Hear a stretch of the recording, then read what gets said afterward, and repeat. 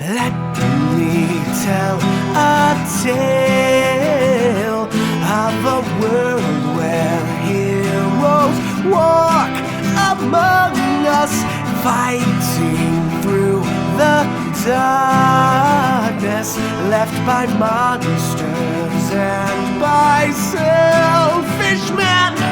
A tale of glory rent asunder, sacrifice and battles lost. Our heroes know not what awaits them, and still they carry on.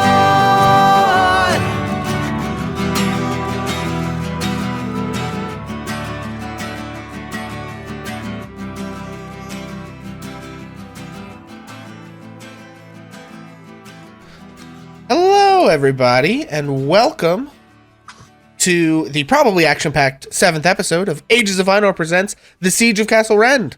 I am Pixel, and I will be your Dungeon Master this evening as we continue our adventures in the Barony of Bedegar. We will be playing an adventure by MCDM from their book Strongholds and Followers called The Siege of Castle Rend. As always, we're going to get into the game here in just a few minutes, but before we do, we're going to go over our usual housekeeping things. So first things first, as always, guys, if you're in chat, try to remember that you may be seeing things in your screen when we move to map screens that are the DM perspective. So you may see monsters hidden, you may see traps lying in wait, those kinds of things.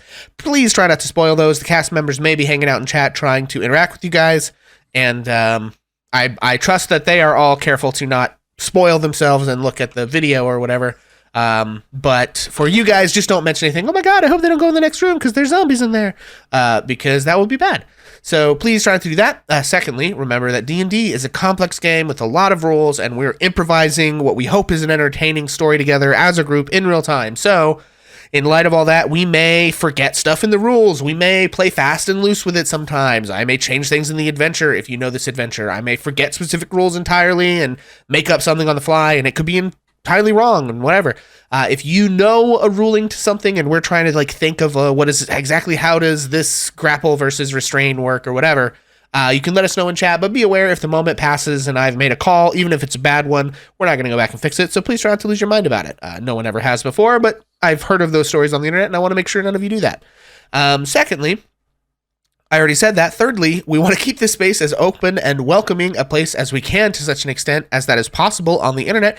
So we do try to keep that internet toxicity to a minimum. So we won't be putting up with anyone being abusive or hateful in chat, whether that's to other viewers or to players on stream regarding anything about the players themselves, their knowledge of the game or the rules, the choices they make, and anything like that. Again, don't think it's going to be a problem here. Never has been before, but we do like to be upfront with that. Finally, you all may notice that you have the ability to donate channel points towards our community challenge. So that's very exciting. We announced that a few weeks ago.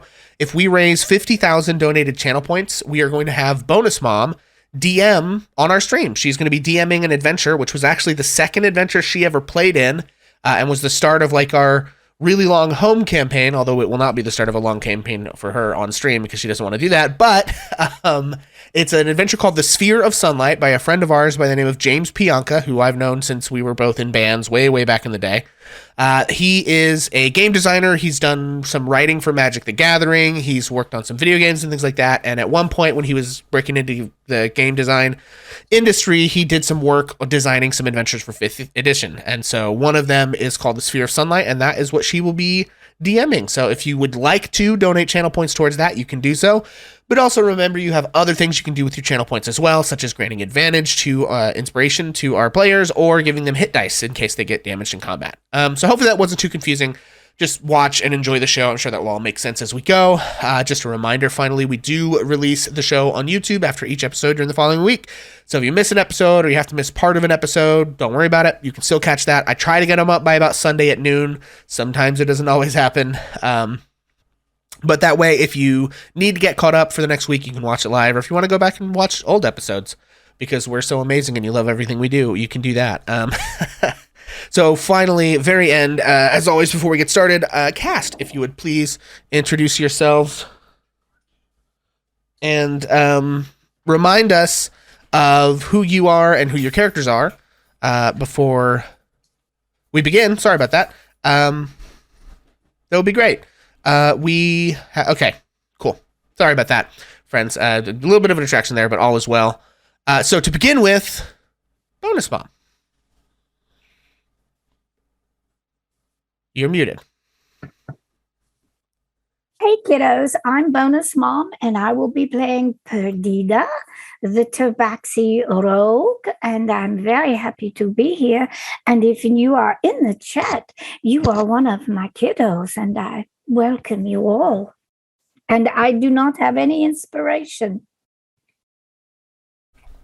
Indeed. Jacob. Hi, everybody. I'm Jacob. I'm one of the Dungeon Masters for Ages of Ainor on the Discord. I play Soren Fair Talon, our Owlin Twilight Domain Cleric. Very excited to be here. I do not have chat inspiration. Very cool. I forgot to mention, everyone, please do let us know if you have chat inspiration. Kinsey. Hi, I'm Mackenzie. I play Farron, Air Genasi Monk.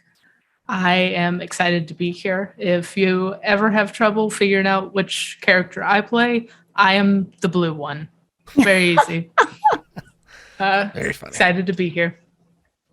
Okay, and I do have inspiration. Okay, excellent. Okay, Beast.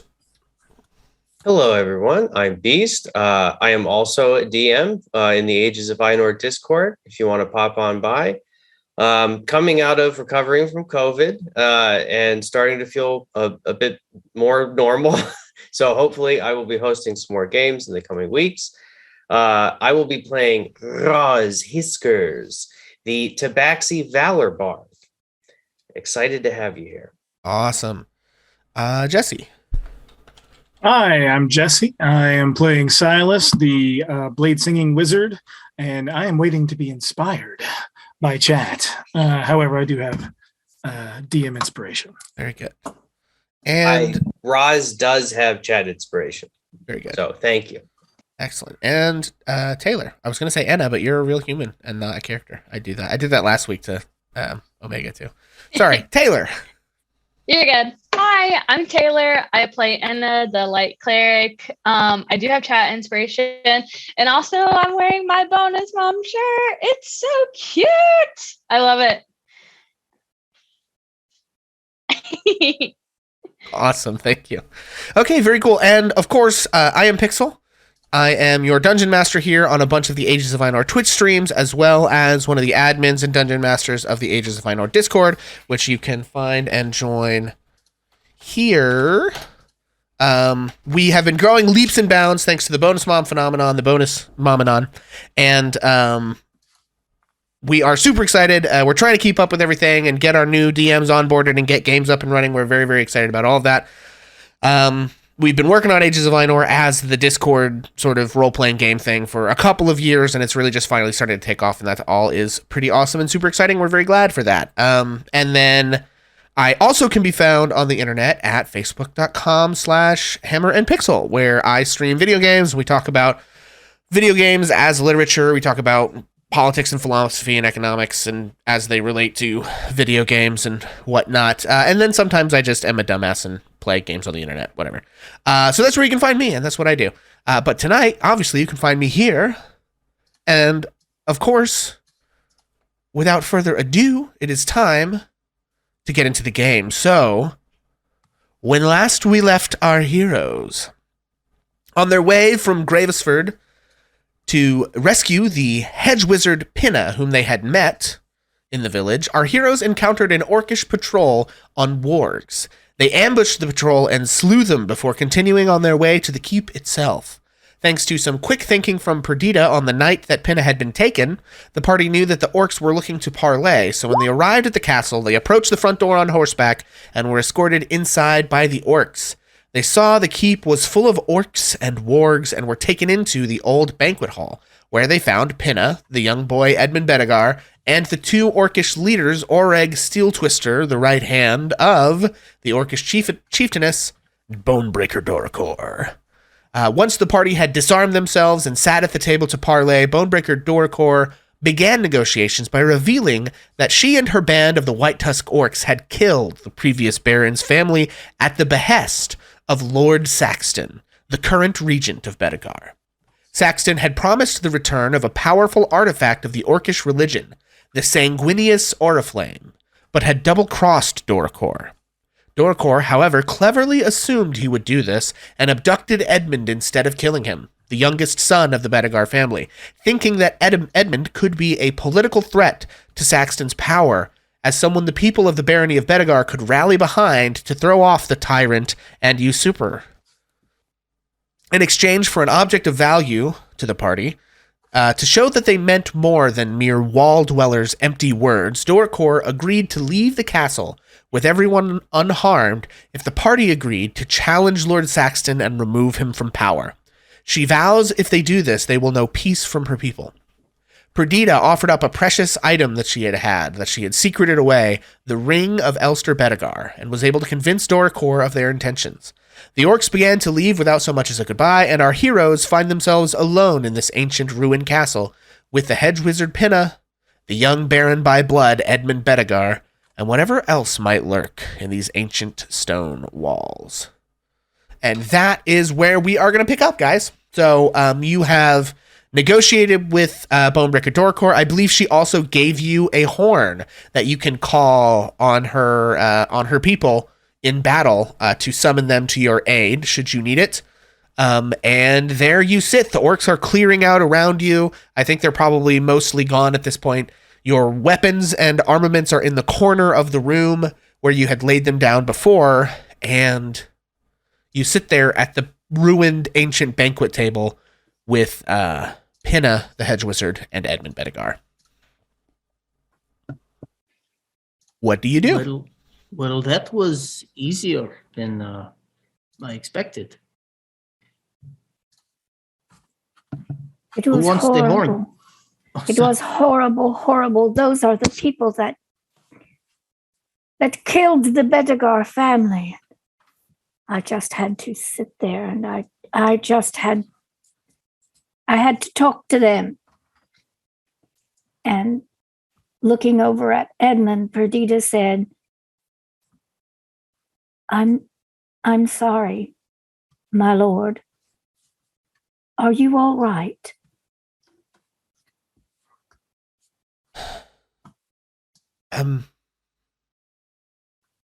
I suppose that turned out better than I could have hoped for.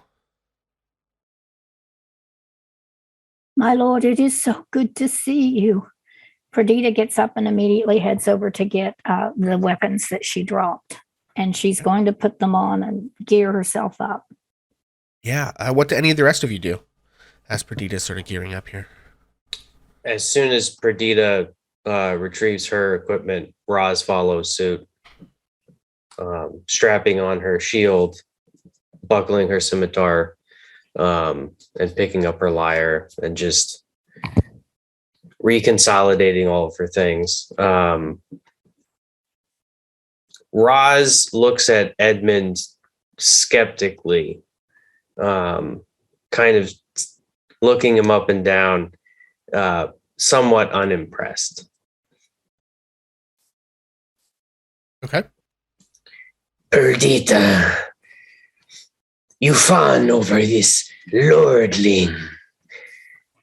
Am I to believe that this whelp could challenge the one who gave me this scar?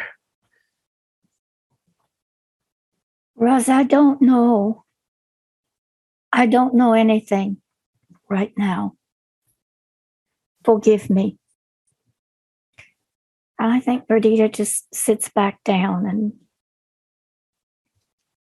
So I will take the horn, I guess, unless anyone else wants it. And I think Soren kind of slowly moves his hand over towards the horn sitting on the table. Like, does anybody else want these? Just to be clear, are there any orcs left in the building? You might be able to like catch the tail end of their procession leaving if you like jump up right away. But no, I just wanted to make sure if we're talking shit that they're gone. Yeah, I mean, within minutes of giving the order to leave, the orcs are gone. So I would say if you all want it to be the point at which there are no more orcs here, you could easily have waited that long, yes. Okay, just making sure. I think Silas is going to talk to Pinna for a minute and be just kind of get a layout of the castle. If it appears that this is going to be a stronghold that they're going to be in for a minute. Yeah. Pinna says, right, well, I wasn't really privy to wander around willy-nilly. I know, and she points at this door behind her. There's a sort of living quarters for the previous owners of this place in there, and they sort of set up their orcish bedrooms, some of them in there for the more, prestigious members of the group, and that Edmund and I were trapped in there pretty much the entire time, so I don't really know a whole lot about much of this place outside of this room and that one. Well, as we're walking, I'm going to kind of pat her on the shoulder and say, well, let's go see a friendly face. And I'm going to take her outside to see Tea Leaf. Excellent, yeah. Okay. So you guys head outside to see Tea Leaf, and Pinna and Alyssa sort of rush over and have a tearful reunion. Very, very glad to see one another. How the horses look? The horses look good. They Alyssa has managed to sort of find a stick and erect like a little kind of post to some extent to tie the horses to, or a couple of them, and she sort of tried to kind of corral them up sort of against the wall of the side of the keep just to sort of keep them out of trouble. Does there seem to be a basic place that we could set up a makeshift stable, something more permanent, or is it more? Let's see. I don't know that you would see one from where you currently are. Yeah, not really. If you want to, I don't know if it's a glitch or anything, but sorry. I have no light on my screen, so okay, that's interesting. It's just a weird thing, I must have accidentally deleted it. Okay, hang on. You're good. I'm just it probably doesn't matter right now. But. Tell you what, I'm just gonna give you like torchlight. Yay! Just for because you could easily grab one.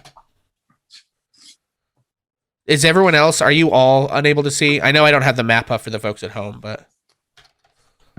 I can see like the central room that we're in. Okay, so some of you have dark vision, and that's probably why you can see. Okay. I'm just going to nab like a... Let me go to dynamic lighting and just grab something. I think I turned off the fire thing in the center of the keep. So we're just going to... Okay. How's that? Better? At all? Yeah, kind of. Okay, great. How about you? So do we just have this castle now? Is this just because we didn't kill the orcs, and that's what the Baron wanted, right? Baron being illegitimate, obviously, because we have the actual Baron right here. Roz holds up the decapitated orc head that she's been carrying this whole time. Who is to say this is not our proof? That could be, but didn't the Baron, with quotes, make a deal directly with the Bonebreaker? Would they not recognize the head? If you believe that a bigot who would exploit them could recognize one from the other, I think our chances are quite good. That's a good point. But also, we do have to deal with the fact that we have the legitimate heir of the barony here with us. Yes. Who knows that information besides us, Perdita, and the The fake Baron. Good point. The fake Baron doesn't know. He Edmund doesn't is know here, that I don't either, think. actually. Yes. I'm sorry. As far as you know. I'm sorry. The guy who's named after a workout machine. Peloton. Peloton. I don't think he knows think either. He knows either. Yeah, I think the only people us- who know are Doricor, you guys, and the wizard Tace, who scryed on Edmund in the first place. I Gotcha. see. Yeah. So he's the one who sent you to get to get the stuff to Pinna. And you guys, I think, would know, generally speaking, at least Farron and Perdita would know that the wizard is loyal to the old Baron. But he seemed, if you recall, when Soren interacted with him, to have something going on in the barony of Dalrath that he had to go deal with, which is why he couldn't render any more particular aid to your little adventure here, other than just the scrying. I think Soren glances over at Anna and Farron and is, do you two have any thoughts on what we should do?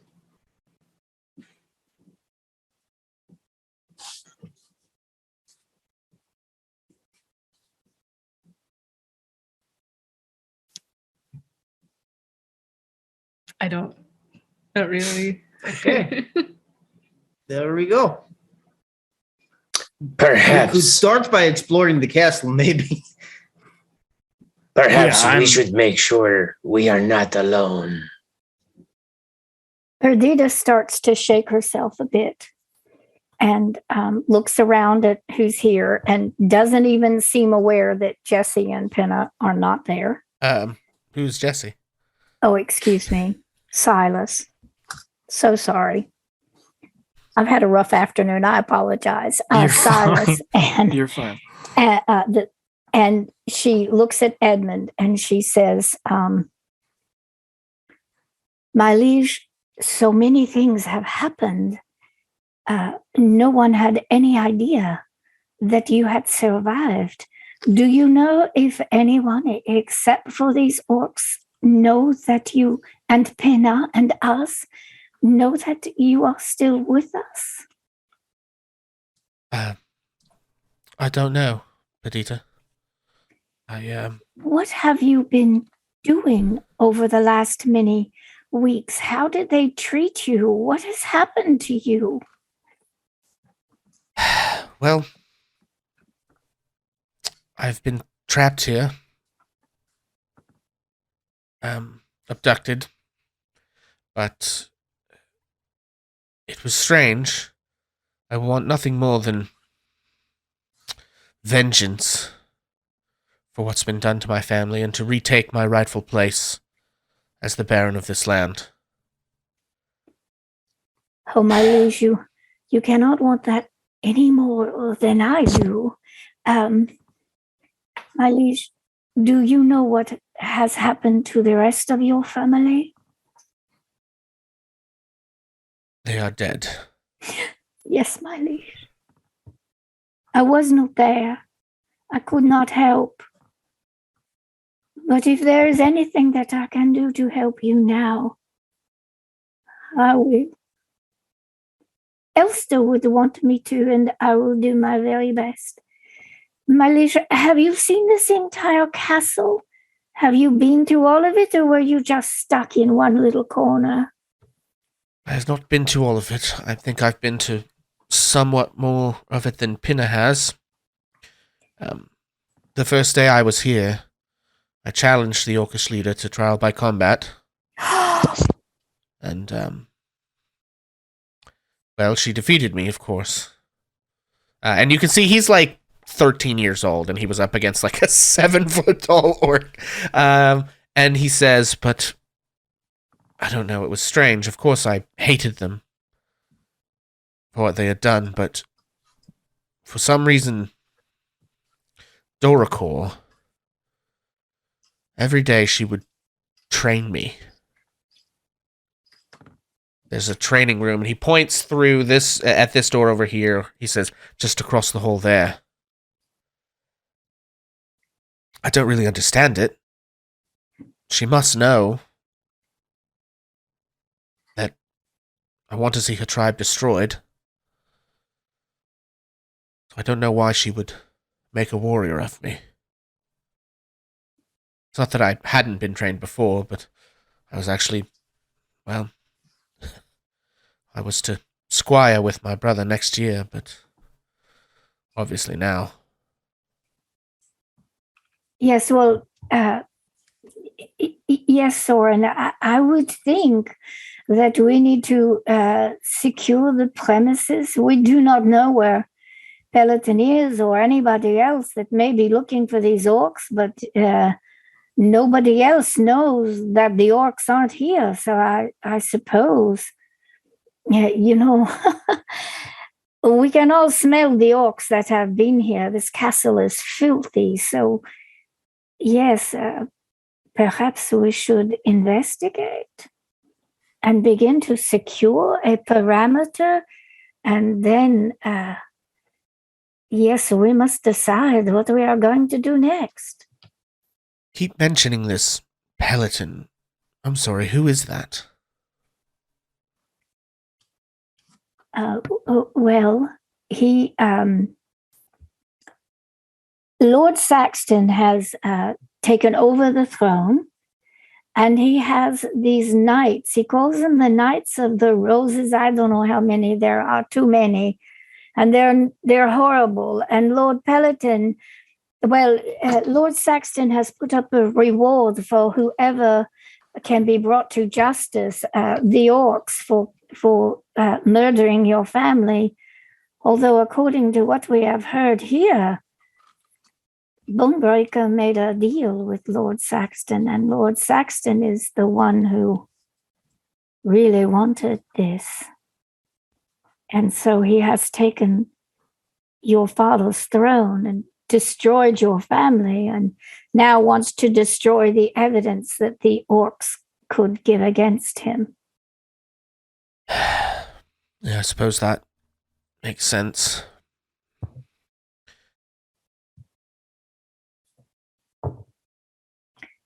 Should we go? Should we investigate? We are not safe in this room with those broken down walls. We are not safe. Roz, do we not need to protect ourselves? Where is Silas? Where is Pinna? Where did they go? Silas has probably started making his way back after having Pinna and Tea Leaf get back together. Yeah, and I think they hang out there. That's fine. Reconnecting with each other. But yeah, Silas, you come back into the room. And I think Edmund says, well, if I'm to owe anything to you who have saved me, I suppose I should like to know who you are. Perdita, I know. Obviously. What of the rest of you? Roz steps up next to Perdita and tries to stand as tall as possible. I am Roz Hiskers. And she bows with a big flourish and gently puts a paw on Perdita's shoulder. I am Perdita's cousin.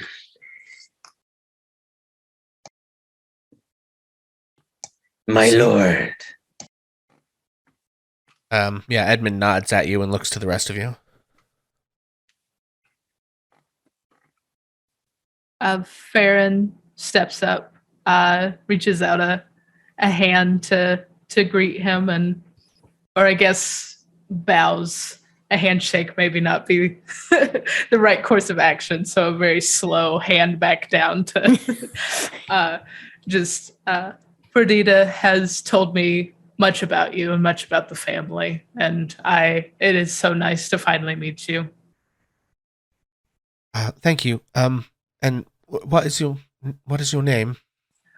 I'm Farron. Sorry. Farron Naref. Nods at you as well and looks to the others.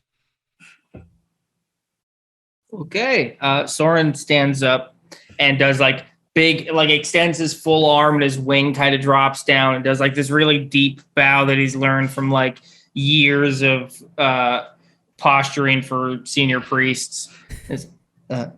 Bishop Soren Fairtalon of the Legomine Catechism at your service, my lord. He gives another nod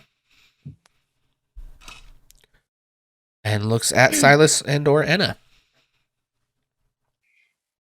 And she's gonna get up and she's gonna walk up to him, but she's gonna keep a good distance, and she's gonna have her hands in front of her and just bows her head and goes and says, my name is Enna. I also know what it's like to lose my family. And then just kind of turns around and walks back. Yeah, he kind of seems slightly taken aback for a second and then recomposes himself. And he looks at you, Silas. As the others are introducing themselves, and as Inna says that, what is the kind of look on his face? I mean, are we looking at somebody who's kind of gotten over it, or is he somebody who's still freshly wounded by this? I mean, how is he feeling? Yeah, make an insight check.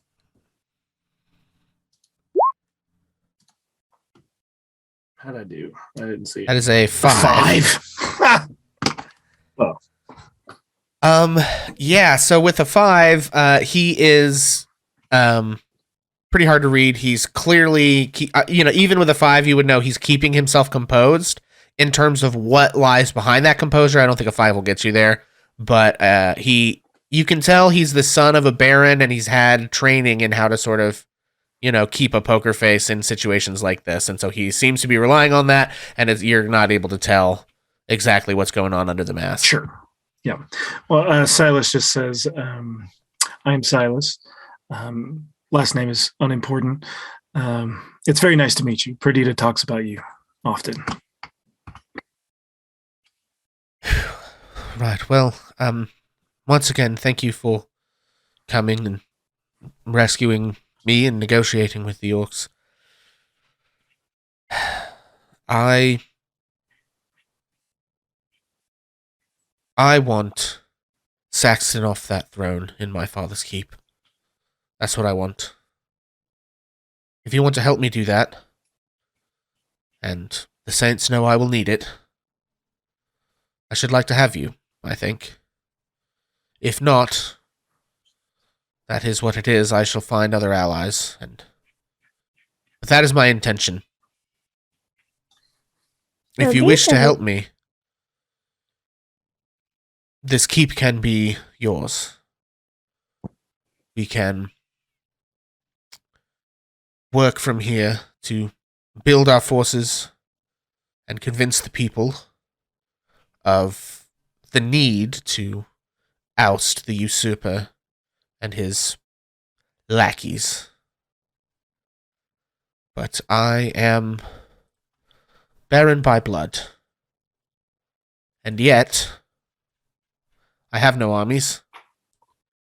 I do not hold Bedegar Keep. I am young, but I am my father's son.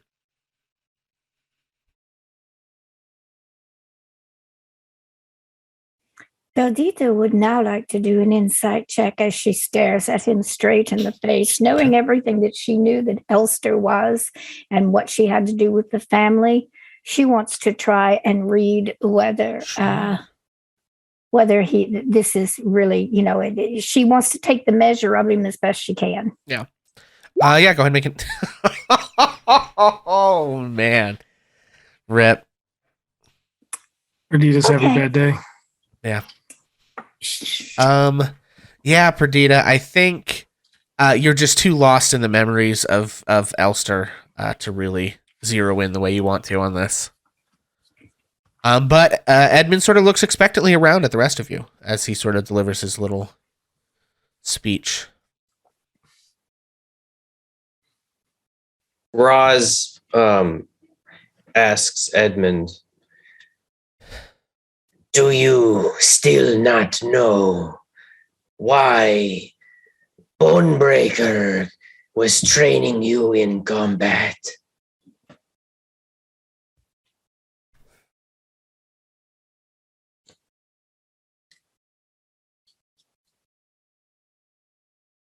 It is because every great warrior demands a great rival. You must be brought up in the ways of war, for the days coming to you will be bloody and brutal. I accept this charge, but I need you to understand your people are weak. They must have strong leadership. They must have training. And they must have hope. Do you believe you can give this to them? Well, not having been trained myself, I cannot offer them training. I am a boy, and do not yet have my strength. But I believe that the love of my father and how he ruled in this land, I believe that planted the seeds of hope. And I believe I am worthy to inherit those seeds, yes. Good. Every great hero, including my ancestor Hercules, understood that to be a hero is to take on the challenge of the impossible. And Silas, I'd like you to make another insight check. 22. 22. Okay. As Edmund says this, much as is happening to me right now, a single tear rolls down Edmund's cheek. And you can tell that, yeah, Edmund is... he was in the process of being trained to be... His older brother would be the Baron, but, you know,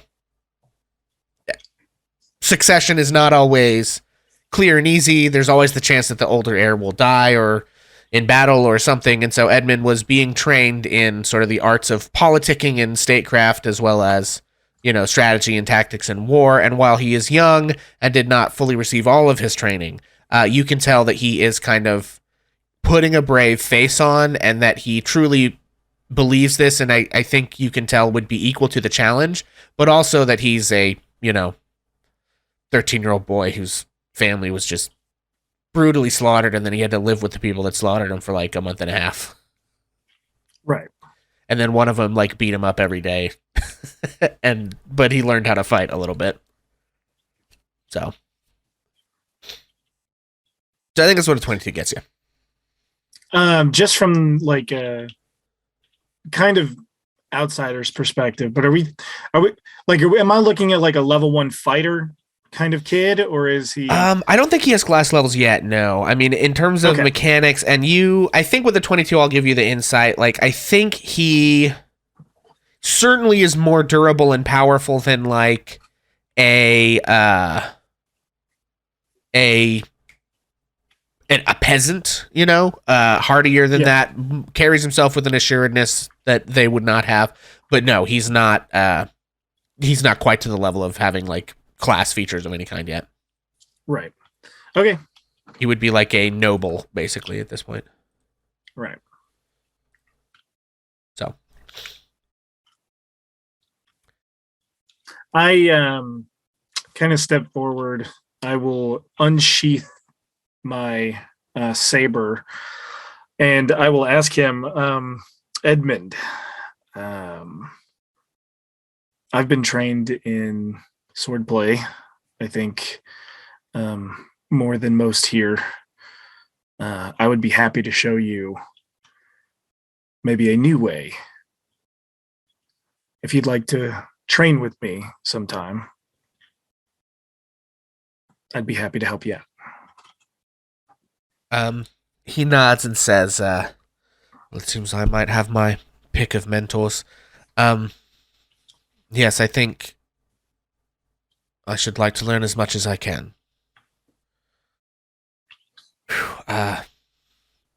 Well, as you said, the castle is not safe. I know some of the chambers on the upper floor are safe, but I don't know the extent, and I should like to take some time to think about what my plans are and what we should do, and I would appreciate it if all of you would do so as well. But if you wish, you have my leave to explore the castle. Yes, I think that we should, and I would think that we would want perhaps to check into that tower first, just because it is tall, and if we have someone up there, well, then if anyone is coming, we can see them. So I think that is where I will go, if it is all right. And I'd like to go with Perdita. let's just go room by room, starting at the tallest point, eh? As we're leaving, I'll turn around and just snap my fingers, and Charlie will appear on the table. I'm kind of purposely trying to put him right in front of Edmund's face, to see if I can get a little bit of that kid to pop out of him. Okay, and, interesting. I'll just look at him and be like, "Take care of him for a minute, yeah, but be careful around the mouth. He's persnickety." Yeah, I'm just gonna say make, I guess, persuasion check. Ooh. All right. 18. Okay. Yeah, I think he sort of like jolts back, and for the briefest moment, I think you see a little childlike wonder. And then he sort of, the stone re-cements on the face, and he nods and begins to sort of like tentatively, put his hand out towards the bird. I'm just imagining from like a first person view from this kid as he sees this owl pop up in front of him, and then behind the owl is this like significantly bigger owl staring at him from across the... Okay, so with that, I think Edmund is going to retire to one of these rooms back here. So Edmund is going to go open this door. And I think he's also going to say, there are some rooms here that are poorly appointed, obviously, but I'll find my way to one of them. Let Pinna know she's welcome to pick one. And I need to rest and think of what's to come. So he sort of heads off. Does Charlie follow him?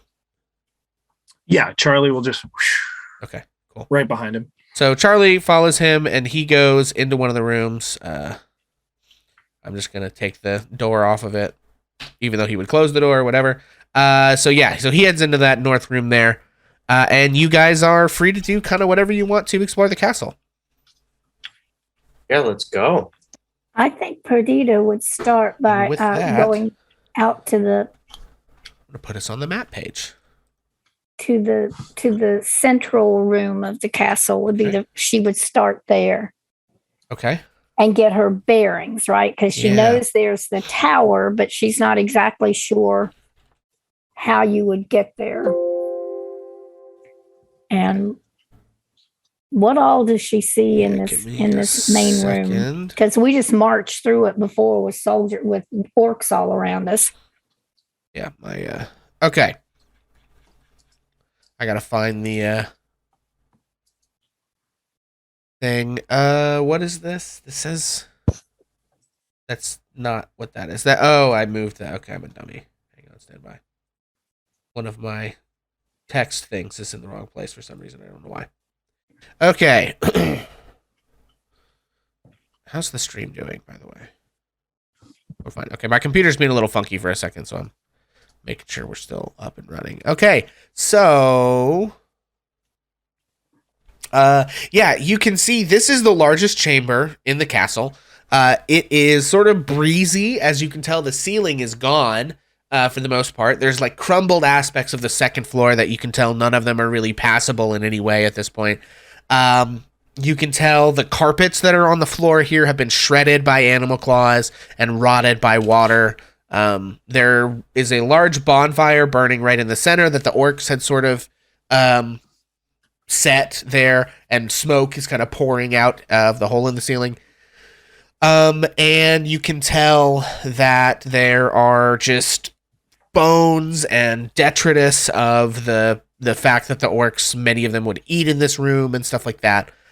You can tell that there's some doorways here. There's a doorway over here to the east, midway up that wall. There's a door directly south of that. There's a door directly south of Perdita. And then you can see in the corner of the eastern wall, there's another door. There is a door. Woo, okay. South. What just happened? What? Okay, I feel like things are being shown that I'm not sure why it's. Are people moving around and this is being weird? Okay, that's very strange. I guess it's like showing you guys stuff when I click. It's very strange. Anyway, Roll20 is being weird, guys. It is what it is. You can tell there's a door. There's like 6 doors basically that you can see, and you're in this kind of weird L-shaped hallway. This is the biggest room. There's a pile of bones and what appears to be some kind of chest against the south wall of the chamber, and then there's like 6 doors and a hallway leading north to another door. So. What would you like to do? Silas will turn to Perdita and be like, what do you think? I think, and she's going to gesture towards this hallway that we see to the northwest a little bit. I think that the way to the tower is possibly this way, and I just want to see if we are going to be able to be up there and make a watch, while we are looking at all the castle. If Peloton rides up on with his henchmen, we are in big trouble. So I think I will go this way, but when I get there, I just want to try and keep watch like those orcs were. And I have my short bow, and that is what I think I will do for a bit till we figure out what is what, huh? Yes, a good start. So that is basically, unless somebody stops her, what Perdita is going to plan to do is head towards this hallway. She probably just to see where it goes. Okay. Yeah, so that hallway goes up. There are 2 doors on the western walls, 1 door on the eastern wall that you can kind of tell, and I'll just open now, leads back into the main part of the keep. The main, not part of the keep, but the main the dining hallway. And then there's a door at the end of the hallway. Well, she's going to not worry so much about the doors on the way because she's very interested in having some kind of a watch. So she's going to head for the end of the hall. But if Farron is going along with her, she and Farron are friends. She had a conversation with Farron the night before they left to come here. She would say to Farron, well, first, let's establish, is Farron coming with you? Okay. Just don't want to have you drag Farron with you. She's just going to say it to her as she gets close to Farron, even if Farron doesn't come. Okay, she's finding a point to speak to Farron and is just going to say, there is a Betegar alive, Farron. He is alive. There is hope. Oh, it is a terrible day, but it is a wonderful day too. And that's all she was going to say to Farron. Farron is absolutely sticking with Perdita. This whole castle, especially the pile of bones, it's kind of giving Farron the creeps. And the knowing that we're finally like semi-safe after the tension that happened with Perdita, like giving up her prized ring and things like that. Like, I'm going to stick with her for a little bit. So I say back to her, just like, it is incredible that he's here. And I'm so glad that he is alive and well, and that you guys can finally be reunited. DM, what time of day is it now? I think you guys arrived actually in the daytime, right? Because it's only like a 2 or 3 hour, it's like a 3 or 4 hour trip through the woods. You left early on, so it actually, rather than being, it's daylight outside. which I sort of screwed up by not having enough light out there, but whatever. Okay. Well, let's see what we can see before it gets dark, eh? And Perdita moves towards the end of the hall and that door, and she's going to open it and go through. Okay. All right, so Perdita is opening the door at the end of the hall. Are you guys all going with Perdita? Are people splitting off other directions? What are you guys doing? Yeah, Roz is going to try to stick like right next to Perdita. Okay, so we've got Perdita and Farron and Roz. What about Silas, Enna, and Soren? What are you guys up to? Silas is going to follow. He does want to peek in here just for a moment to see what's up. Okay. Okay, yeah, so you look in there, Silas, and you see that room, which I got to go find. A lot of blood. Yeah, blood everywhere. You see the kitchen. You see that this kitchen is covered in sort of dried animal blood, and there are the remnants of carcasses of deer and wild boars hanging from the ceiling on improvised meat hooks. These ones are stripped down to basically just the bones. There are a few empty hooks that had some blood on the hook that you can tell any game that they had caught, they're taking with them if it's anything left to do with it. And yeah, you can see that that's basically what's going on. There's a door in the back corner of this room as well. Okay, I'm going to keep pace, but he's just kind of looking in and keep going. Okay, Soren and Enna, what do you guys do? You said that did you say there were doors on the right side of the room? Sorry, I stepped away for a minute. Yeah, there's a couple of doors. Let's see. Whoop. My thing is being real weirdly slow here. Yeah, there's a door all the way over here on the right at the eastern, just against the south wall here.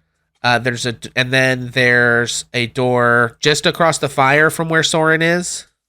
There's a door right there, and then south of that, there's a door right there. Yeah, I think. Tell you what, I'm just gonna because it's hard to see. I'm just gonna drop a little circle everywhere there's a door, and you guys can kind of. Whoop. Why is this being so slow? Normally, my roll20 is not this slow. Yeah, It is happening it's being to slow me for me also. too. Yeah. It's probably I think got it might be something to the do with dynamic lighting. yeah, something going on with the dynamic lighting is weird, but I don't know why. Yeah, I think Soren's gonna shout down the hallway and be like, "I'm actually going to check this door. I'll catch up because it seems like everyone else is kind of dipping. So Soren, against his better judgment, is gonna go and open. I think the door on the far side of the. Actually, no. He knows better to go to the opposite side of the castle. So I think he's just gonna check this door that's closest to him across the fire. Okay. Cool. Yeah, I can open that door for you. That is that room. Yeah, so you can see this is an old ancient coat room. And you can kind of see that the only things really left in here are tattered cloth. There's some muck and grime in the floor. But that it used to, but you can see that the stuff that is remaining, the tattered cloth, was finely done, ceremonial attire and well done coats and well crafted coats and things like that. But just time has ruined all of it. When you say ceremonial attire, do I recognize any of this as religious garb, like a cassock or anything like that, or is it just fancy robes for rich people?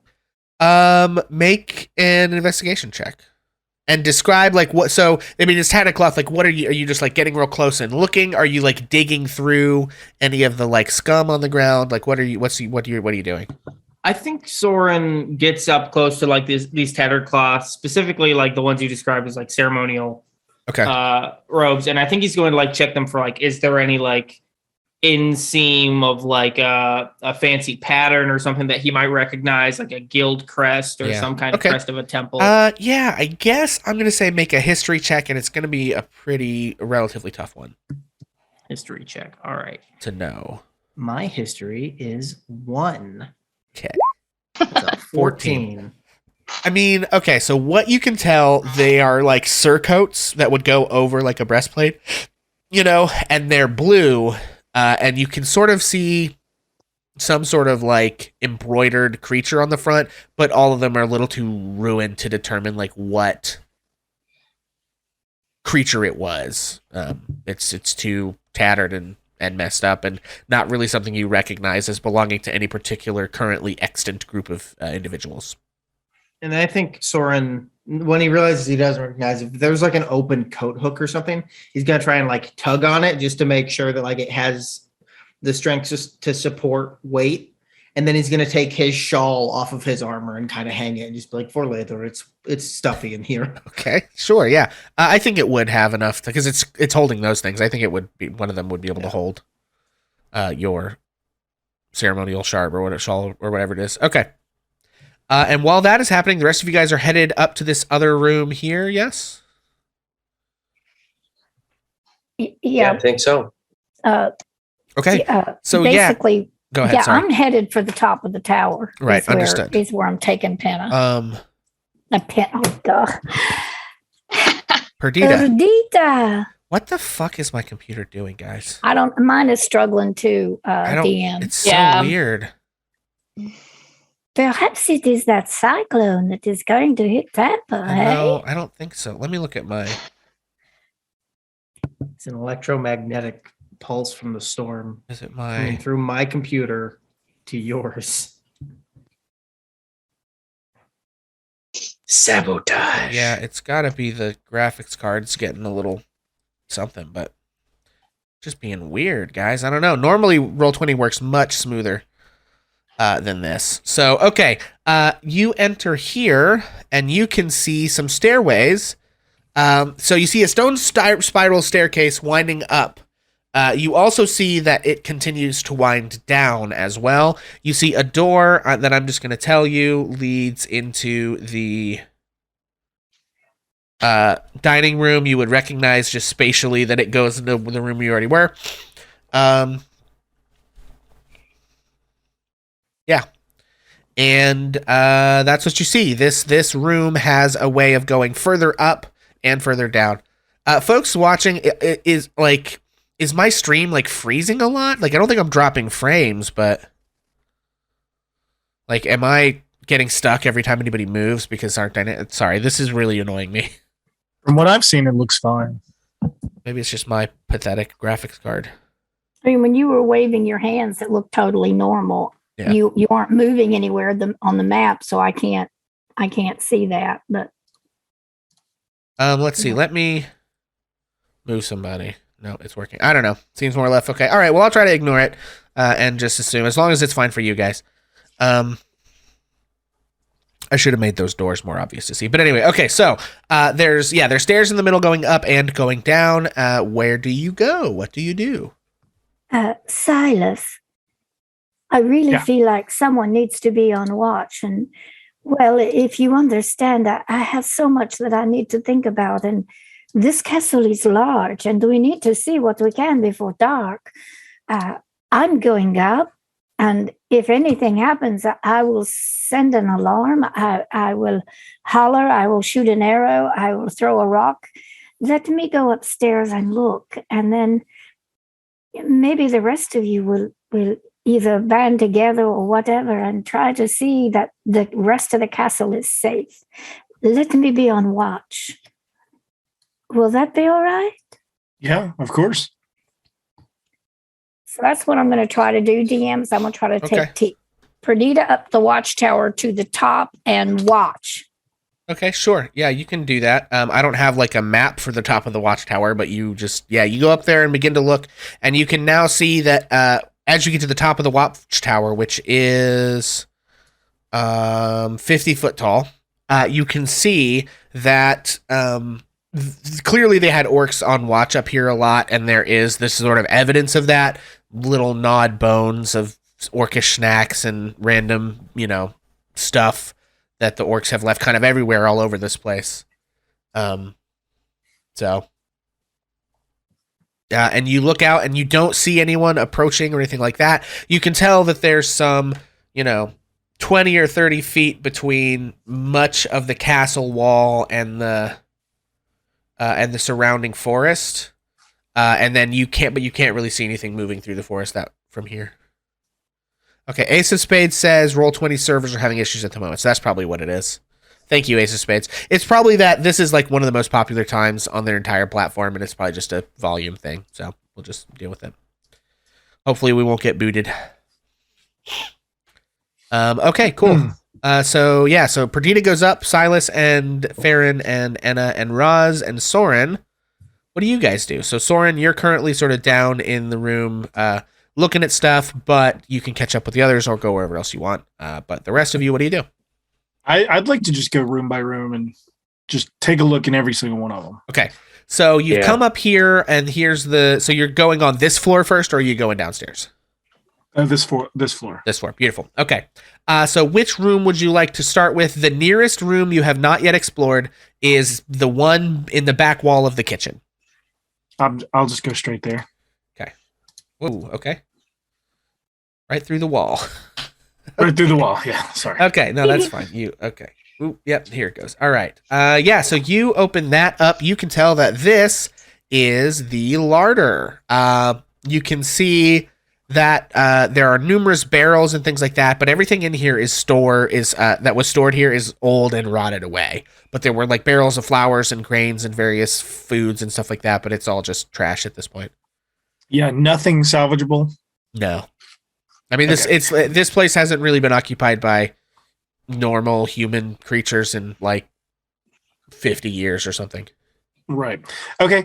I'd like to then go into the room next. Is this the training room that Edmund had? Yep. So you're going to that room. Anna and Farron, are you following Roz and Silas as they go around, or are you guys doing anything else? Because like you can go leapfrog and do some exploring of your own, or you can just follow along with those folks. It's up to you. I think that Farron wants to go downstairs. Okay, very cool. What about you, Anna?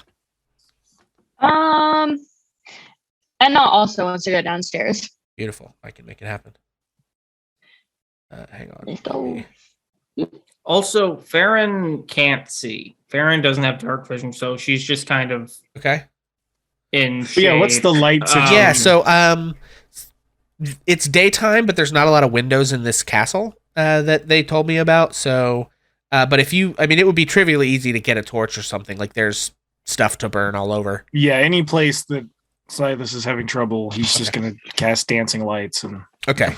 So, Soren, I will just give you a torch. Oh, and you're logged in on one thing, right, Jacob? Yeah, me, okay. Soren, and Farron are on the same account. Okay. I'm gonna have to Soren has dark vision, so he's fine. And it's Jacob, so I have to drag you back and forth a bunch. Oh, that's gonna be fun. Okay. I'm cool. so sorry. No, that's all right. It is what it is. All right. Okay, and then Silas, you have dancing lights.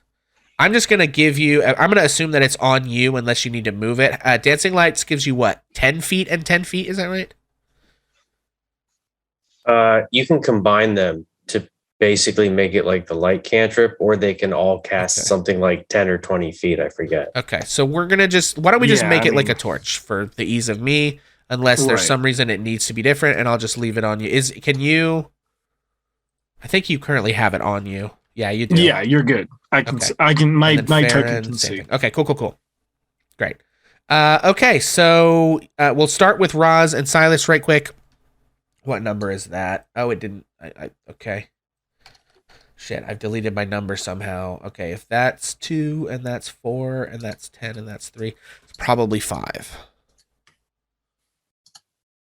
Yes. Okay. Yeah. So you can see Roz and Silas that this appears to be some kind of training or sparring chamber. You can see there are busted up, old, rotted, like what's the word I'm looking for? Like training dummies? Yeah, training dummies and weapon stands and stuff like that. And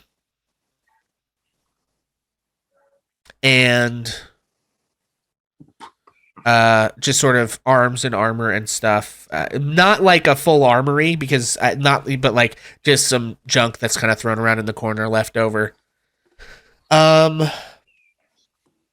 So you could examine some of the ruined stuff more if you want, but it's just kind of from what you can tell, is just busted up old junk. This Okay. place, it used to hold many fine weapons. Great soldiers trained here once, and perhaps once again. You know, my mentor once told me that all blades carry a soul within them as well, and that's how you access the blade song. I think he was pulling my chain, but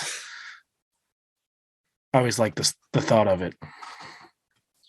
You sing to the sword in your hand. I see it grants you power. Tabaxi, our songs are not like yours. We have many different noises, but none so sweet as the blade song you sing. I wish my tongue could replicate this. I see great value in it. I could try to teach you. It's not as hard as you think.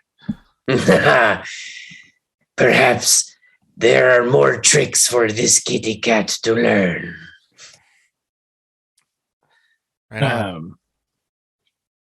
Yeah, but so I'd like to go to the next room if possible. But yeah, cool. So Yeah. we'll go ahead and jump to Anna and Farron. I will grab you guys and drag you to the basement. Okay, I gotta do some stuff because none of this stuff is here anymore. They have all left. Everyone at home is watching me delete all the enemies that were orcs that you would have found if you had just wandered in here alone real quick. Well, I'm going to tell you what Perdita was doing in the tower while you are doing that. Okay. When she knows that she is alone and there is no one else by, she's going to sort of, and she's looked out the window and everything looks safe. She's going to set her weapons aside a little bit, and she's going to decide to run back downstairs to the main level. And then she's going to plan to turn around and run back upstairs and get some exercise with poor Perdita. She almost stumbles and falls on the way down because she is so chunky, you know. And she's huffing and puffing halfway back up. And by the time she gets to the top 5 steps, she's on all fours. And she drags herself back up to the watchtower and sticks her little pink nose out through the window to look and see what's coming. Okay. Wonderful. Nope, I don't want you over there. Get out of there. Okay, great. Beautiful. Okay, so Anna and Farron, I'm going to take you specifically to the dungeon. And I believe I can do that. just a note, Perdita is doing what my real cats do every night at 3 a.m. Actually, you know what? I am going to put everyone... I'm going to put everyone back in this. I'm just going to drag all of you to the dungeon. And I'm going to give you all the ability to see what Anna and Farron are up to so that people who are not in this little blip aren't just lost. Oh, you know what? Hang on. I have a better way to do this. I'm just going to give you a token. Oh, shit. Stand by, everyone. Technology, once again. Okay, I'm going to just give you a random token. I will make everybody able to see Charlie. That's what I will do. Charlie's not really here, but all of you will be able to see Charlie briefly so that I can send it with you and you can all see. Okay, so can everybody see this little room in the top right corner of the map? Top left corner of the map. I think if I... Yes. Mm-hmm. Okay, great. Okay, so Farron and Enna, you come down and find that the hallway or that the stairs terminate in this little room that is like 20 feet across, that has sort of a diagonal corner cut out of the bottom of it, and that there is a doorway in the... Hang on, let's just move this a little bit. That there is a doorway in the bottom right-hand corner of the room.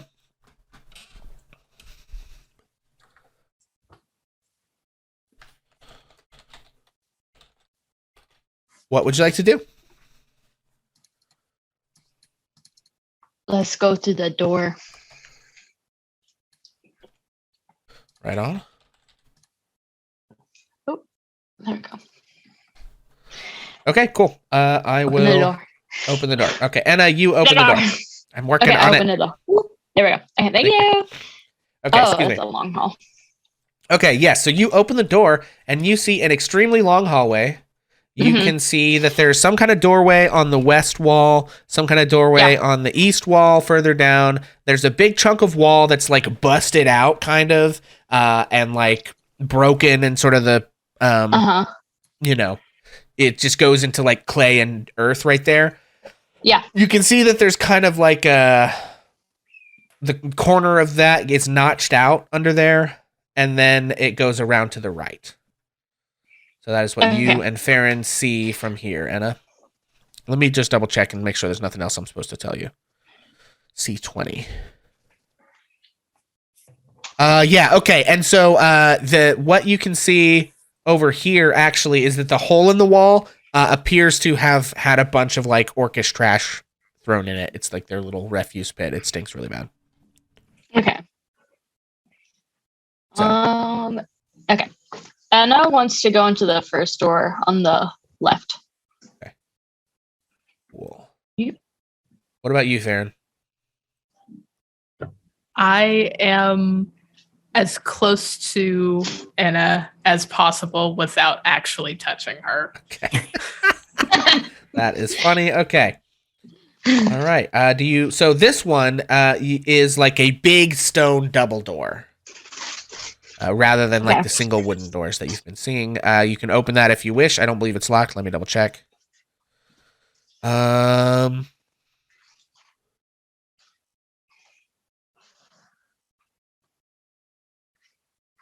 see. Hang on.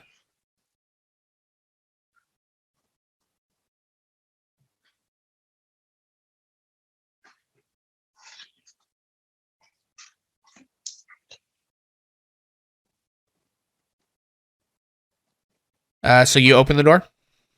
Yeah. Okay. You open the door and you can see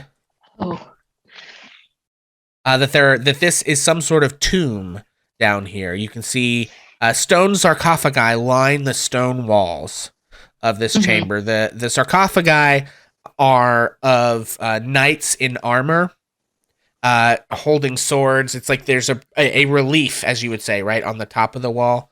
Of knights in armor. And as you enter the room, Anna, coming out of one of the coffins is a specter.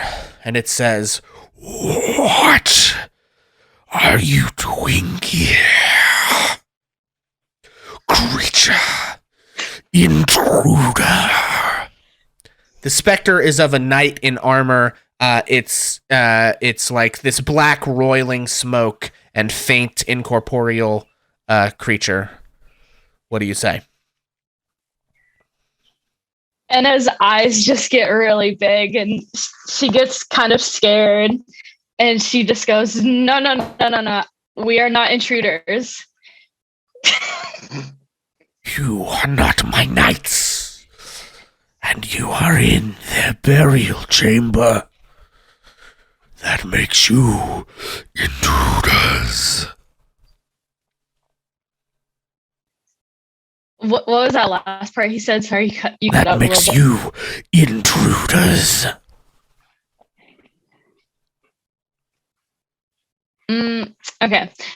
Anna is gonna say, well, who are you? Cool. Everybody, not every, well, yeah, Anna and Farron, roll initiative. Okay. Oh no. Mm-mm. Ooh, brutal. Okay. Okay. He says, let's see.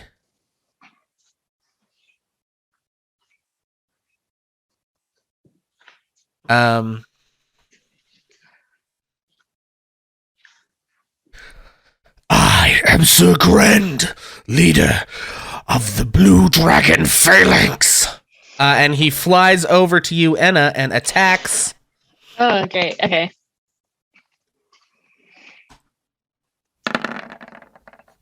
That is, oh god, that's a 20 to hit. Yeah, that hits. For 20 points of necrotic damage. As he sort of, this dark energy wraps in his hand and he just like plunges it into Enna's shoulder. And you feel this like seeping necrotic energy spreading through your body. I need a DC 14 Constitution saving throw. Okay. Constitution. 23. Okay, great. Yep, Okay, nat 20. Your hit point maximum is not reduced by the amount of damage you just took. Also, I need to swap this guy over too. I keep forgetting that they always do this to me. They put it on roll in front of the screen on default, and I like to whisper my rolls so that you guys don't know all the stuff that's happening to you. Okay, and that is what happens to you, Enna, on the first round of combat. Okay. Farron, you're up. Your friend has just taken a brutal hit and this necrotic energy is like seeping, and I think tendrils of it are trying to creep into Enna's shoulder, but she has managed to resist the effect. Farron, what do you do? Farron is trying not to visibly shake like a small chihuahua. But in a panic, seeing what they've done to my friend here, I'm going to step in front of her and Fury of Blows, just multiple hit. Okay. Like I am in a panic. Yeah, okay. Yeah, you can step up. You'll get 4 attacks if you're using key on your Flurry of Blows. Yes. Okay. Yeah, let her rip. Okay. 2 of those hit. 13 is exactly the AC of this creature. When do your monk attacks become magic? Is that 6th level? I think that's 6th level. Okay. I don't think they've got it yet. Sweet. Very cool. Okay, yeah, go ahead and make your 2 damage rolls. That is 15 damage. So that would be... Okay, yeah, so you attack and your fists, some of them miss and some of them hit, and you can tell they sort of like sluggishly encounter some kind of resistance as they pass through the creature, but it is not as effective as you normally would hope. You can tell that this thing basically has resistance to a lot of different kinds of stuff here. I'm going to put on a little battle music for us. Courtesy of Tabletop Audio. Yeah, so you attack Enna. It is now your turn. Okay. How much damage did she take? She took 20 points of necrotic damage. Okay.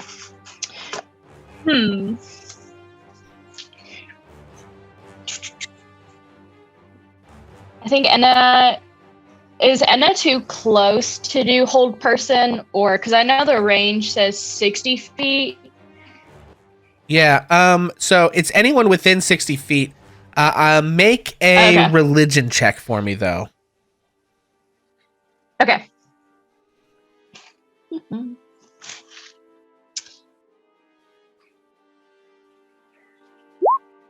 19. Okay, with a 19, this is an incorporeal undead. You don't think hold person would actually paralyze this thing. You think that it's not possible to freeze it in place like that. Like, as you go over the ritual in your head, you realize that, like, okay, no, this spell ties to the physical body of a creature and locks it in place. It's not going to work on this guy. Okay, cool. If I do Burning Hands, that wouldn't hit Farron, would it? Probably not. I believe I've got a template I can drop for you, and we can place that where you want. Let's find your cleric stuff. Where's Burning Hands? Come here. There it is. This is probably going to be one of these, I would think, given the situation you guys are in.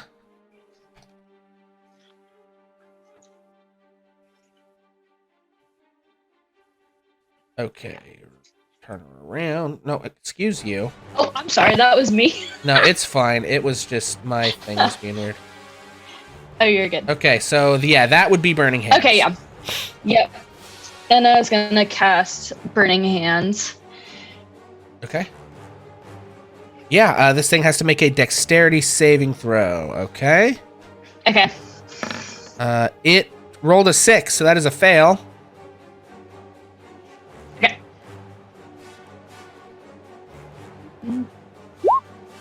Hard to get this music at the right volume. Okay, that'll work. Okay, 4. Oof. Okay, so for 4 damage. Okay. Enna and Farron both, please make a perception check. So Enna, what does it look? First off, what does it look like as you cast Burning Hands on this creature? Okay. Anna is like holding her shoulder, and then she says, "That was quite rude what you did."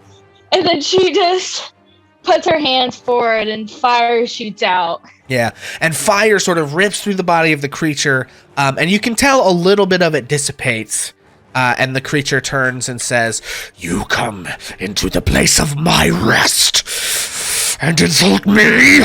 And Enna and Farron, please make a perception check for me. I've got a 19, I think, from Farron, yeah? Okay. Trying to find. Here we go. 27. And a nat 20. Okay, you've barely done anything to this guy. And Enna, he has knocked out approximately half of your hit points in one hit. So, I don't want to tell you how to run your characters, but this is almost certainly not a fight that is going to be super winnable by the two of you, especially because as... I got to roll a dice for this, I think, yeah? 1 second. Nope, just it gives me a number. Because as that happens, 2 more ghosts ascend from 2 of the coffins and join the initiative order. Okay. So, this thing is now going to take, I think, another attack on Enna, unfortunately. I do apologize, but you just insulted him again. And he is he's the ghost of a proud knight. And he is going to make an attack. Oh, that's a 22 to hit. Yeah. For 12 more points of necrotic damage, and Enna, I need another Constitution saving throw. Oh, I'm using the wrong thing. Wait on, hang on. That's not the right stat block. I'm gonna roll that. I'm gonna roll that attack again. We're just not gonna count that. Okay. That is an 8 to hit. I was using the Spectre stat block, and that guy's not attacking you right now because it's not his turn yet. Okay. 8 does not hit. Okay. Haha. Okay, yeah. So he goes for you one more time, and you are able to dodge the attack this time. And that brings us to Farron. So, Farron, what would you like to do?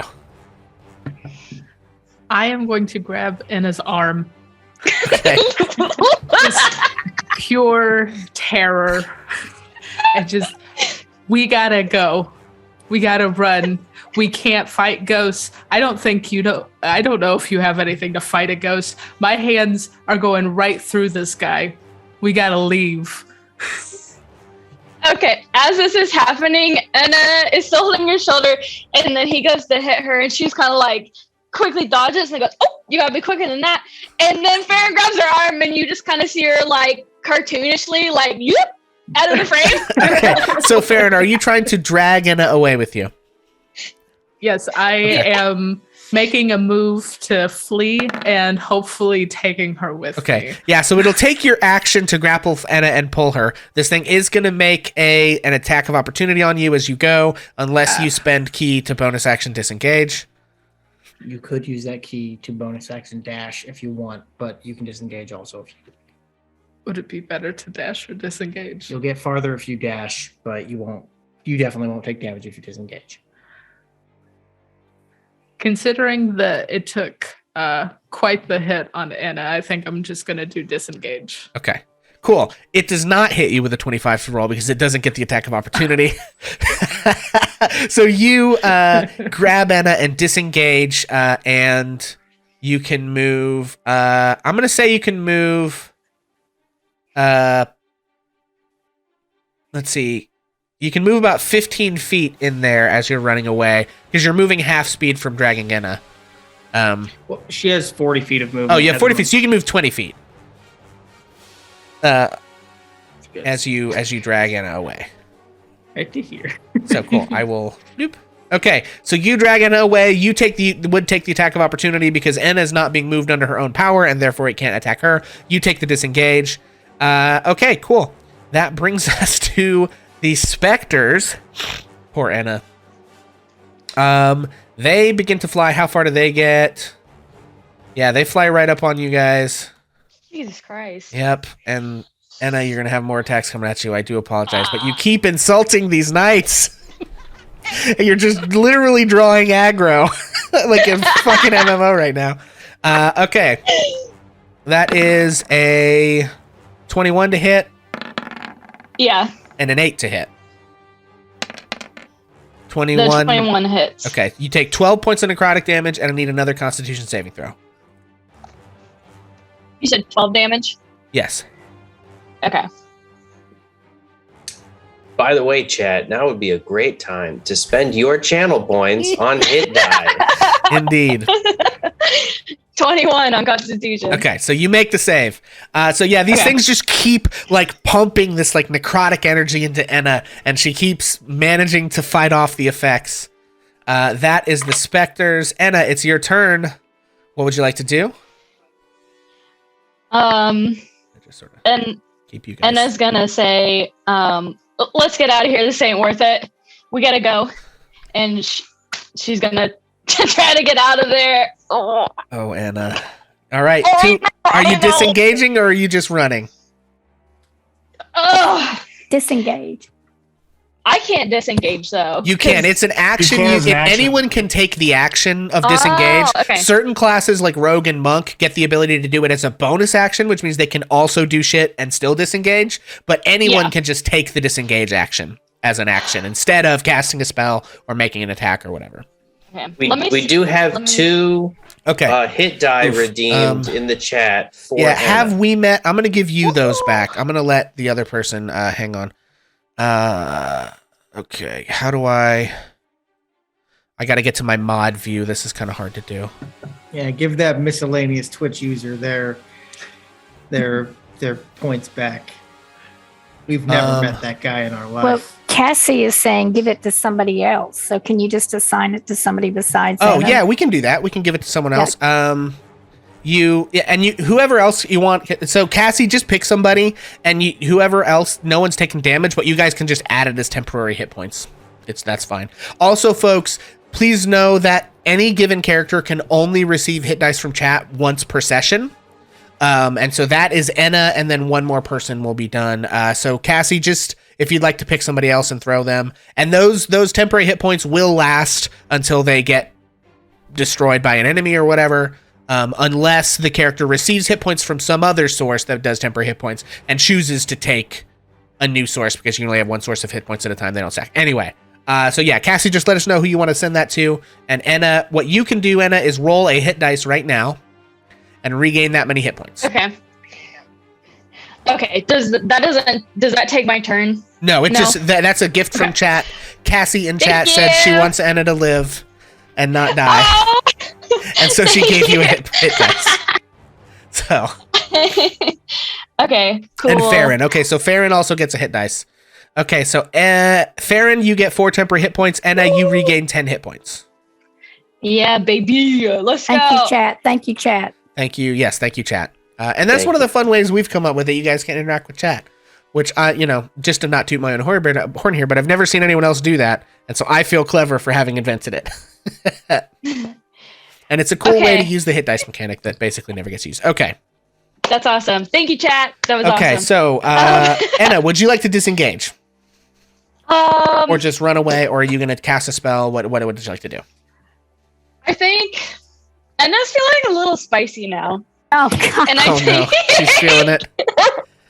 Enna. She would like to cast Guiding Bolt. Would it hit? So let me see here. Okay. It probably, it would just hit like straight, like, right? 1 second. Okay. Enna's a cleric, right? Yes. Yes. Okay. Yeah, you want to cast Guiding Bolt. So the first problem is that you are in melee with a creature, and Guiding Bolt is a ranged spell. That you can still cast it. It will give you disadvantage on the spell, which will make you less likely to hit. Also, if you're about to ask me if it will hit multiple creatures, it will not. It will hit the first creature you choose it to hit, and then if it should you hit with the attack, and then it will stop. So. Okay. Dang. As a cleric, you do have turn undead. So keep that in mind. Is that a special ability I have? Yeah, it is Channel Divinity is what it's called. It's on your core sheet that's right. In the right side, in the long skinny rectangle at the bottom. You should see a whole list of class abilities. One of them is called Channel Divinity, Turn Undead. And then as a light cleric, you have Channel Divinity, Blinding Radiance, or something that lets you like blind people. I forget what it is exactly, but. Okay, so I have Turn Undead. Yes, you do. No. Basically, what that does is it makes the undead afraid of you, and they'll have to run away. But if you hit any of them, they will stop being afraid of you and will turn around and fight you. So. Oh no way! Okay, I want to do that. That's cool. Okay, for those in chat, yes, I am still new at this. So it's all good. Like I said, we are not judging anyone for their knowledge of the game or the rules. That's how we do it here at Ages of Ainor. But we do want to help you, do fun things with your character. So. Oh yeah, Oh yeah, she's feeling very spicy. Anna is she's gonna turn dead. Okay, she's going to turn undead. Okay, so what happens? Yes. So what does it look like as you turn undead? Essentially, you are using your Holy and Radiant connection to Tathan the Sunbringer to cause these undead creatures to flee from your holiness. What does that look like? And then I've got to make some saves, and then maybe we'll see if they actually do. Okay, Anna is just gonna she's gonna mutter some things under her breath, and then she's gonna her body's gonna twitch, and she's just gonna look at them with the creepiest little stare, and she's gonna say, "Fear me." That's amazing. And she's gonna say, "Fear me," and I am gonna say that some sort of bright light shines out of your eyes and scares them. Yes. And yes. Okay, what is your spell save DC? Because I think they have to make a Wisdom saving throw against it. 15. 15. All right. First, the Wraith. 12's not going to do it. Next, the Spectres. Oof, the Spectres do pass. So the big bad appears to take effect. On the other hand, the other two that are directly in front of you are too incensed by your inflammatory remarks. And they do pass their save. Okay, so that's your action. You can no longer disengage. What would you like to do? You can't attack, so your options are stay here and let these specters attack you or try to run away. Let's run away. Okay, great. Go ahead and move. And they are gonna take their attacks on you. 10. And they are both gonna take their attacks on you. I've got a 17 and a 7. The 7 doesn't hit. My armor class is 17, so does that mean they get correct? That passes? Yeah, that does hit. Okay, so this other one does 35. Okay. 10 points of necrotic damage, and I need that Constitution saving throw.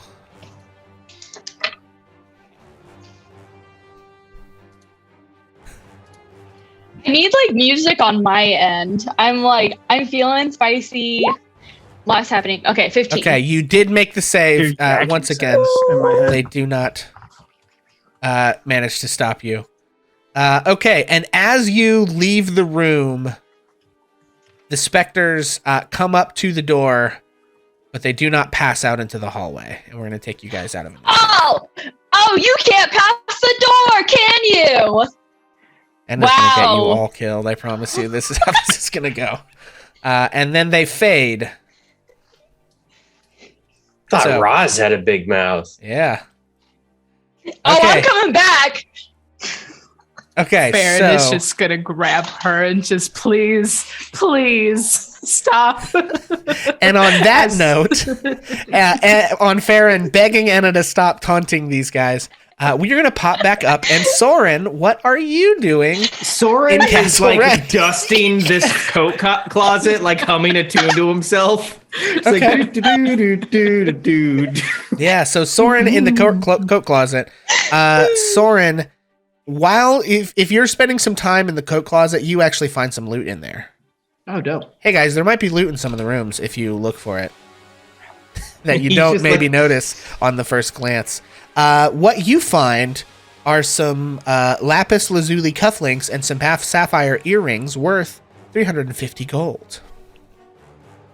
I'm sorry, worth 300 gold. I don't know why I said 50. 300 gold.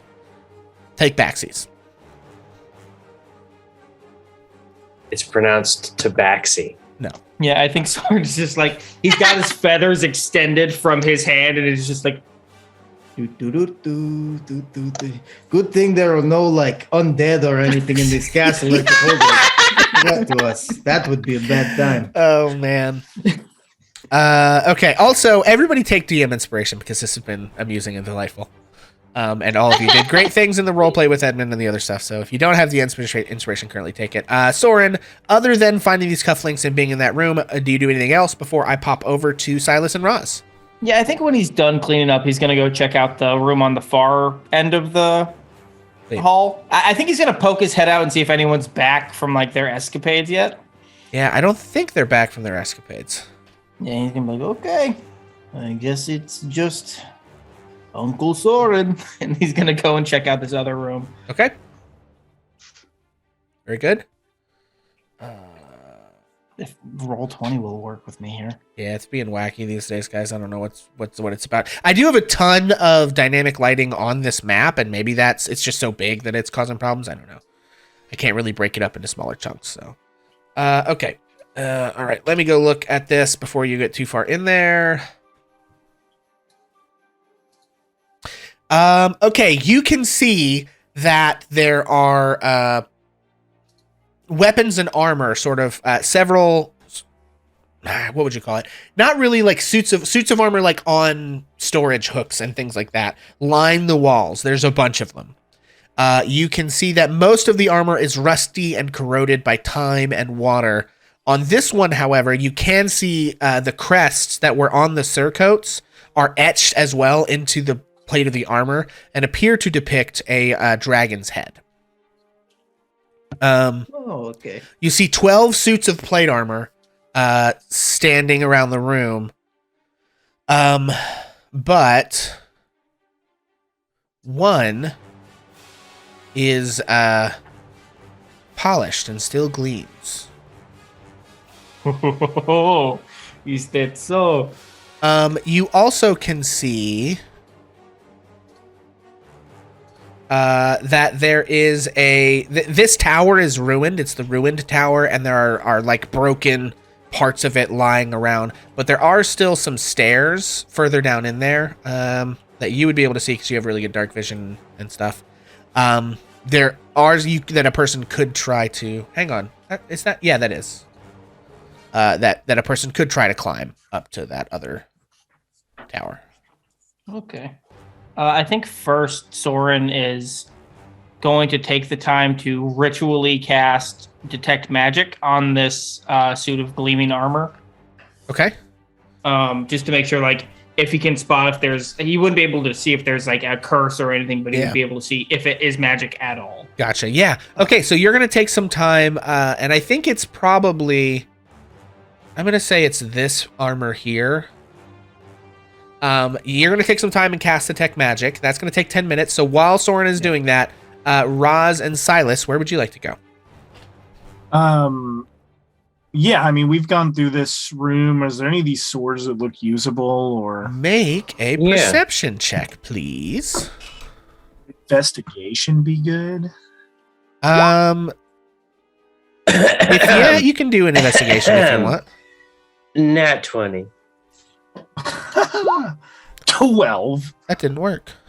Hey, that's a big 12. That's a fat 12. A big fat 12. I don't think we want to use the word fat. Let's say fluffy.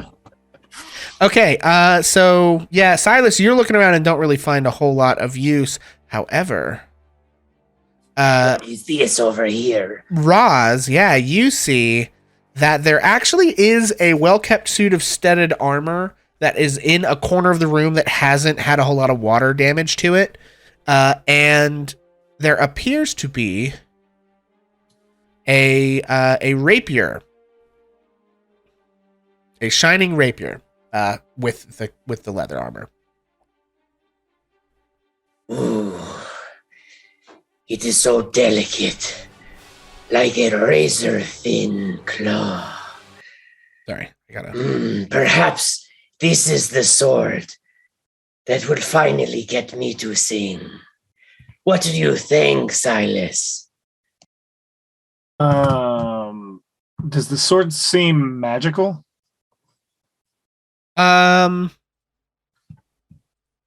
Yeah. I guess make an Arcana check for me. Or you can cast Detect Magic. Oh, that's a nat 20. Natural 20. Ooh. I don't... Stuff is going fucked with my stuff, guys. I don't know. You're okay. It's being weird. Yeah, with a nat 20, yeah, that thing's magical. Like... Also... Like simple magical, like +1, or does some shit? No, it's pretty simple. But it does have the Bedegar coat of arms inscribed on the pommel. I don't know, with a nat 20, and you could identify it pretty easily, it is a +1 rapier with the Bedegar coat of arms inscribed on the pommel. Silas kind of tests the weight and kind of looks at it and he goes, it's a very nice rapier. He kind of looks at his own saber and thinks about where it came from, and he is partial to it, but looks to Roz and says, if you'd like it, you can keep it. Well, there are 2 prizes in this corner. What of this armor? It has been undamaged, but for how long? Perhaps it is also possessed of some masterwork craftsmanship. Can Roz attempt to see if the armor is special or magical in any way? Yeah, sure. How would you like to do that? Do you have like a spell or class ability, or are you just trying to handle it and see what you think? Yeah, I guess just by the feel and touch of it, like, okay. Does it seem? Yeah, that's going to be an Arcana check. Sure. Can Silas give me a little help with that? Oh yeah, I'd love to. Okay. Yeah, you can take advantage. Sure. Oh, 16. Thanks, With a 16, you determine that it is not magical. It is a suit of studded armor, which if someone's wearing regular leather armor, will be slightly +1 better than that. But it is just a normal suit of studded leather armor that just by happenstance ended up in a corner that was not too badly weathered. Okay. Hey guys, my internet is dropping out a little bit.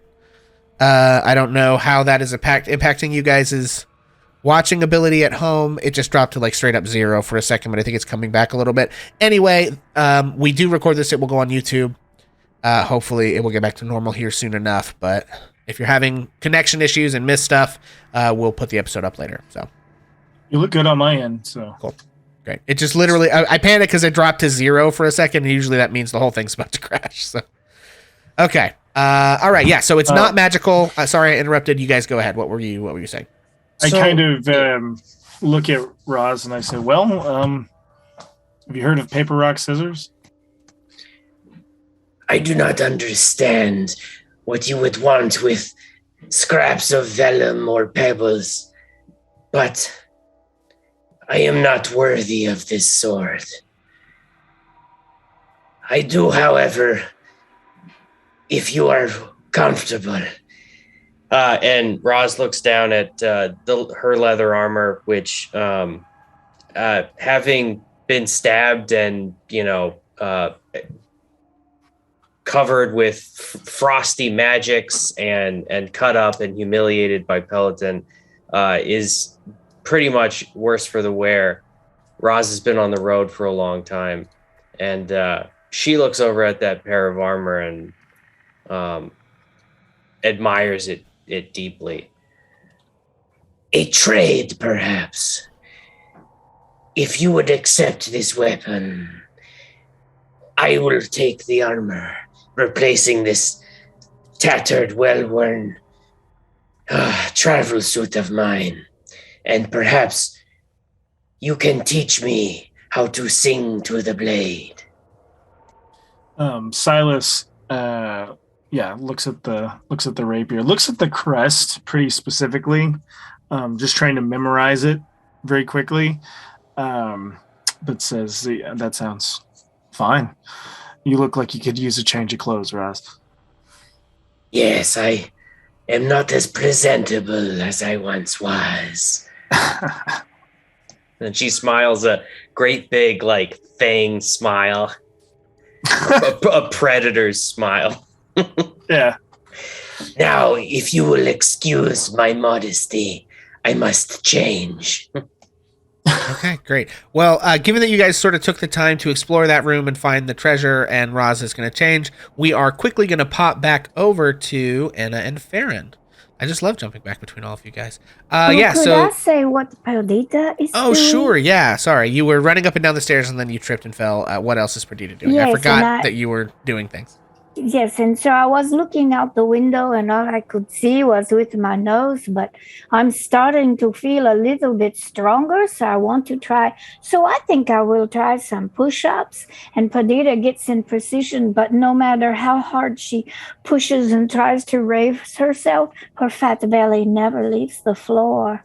And so she just falls flat, squat in the middle of the floor, which, it doesn't feel too bad because there's some sunlight shining in there. So she starts to take a little nap.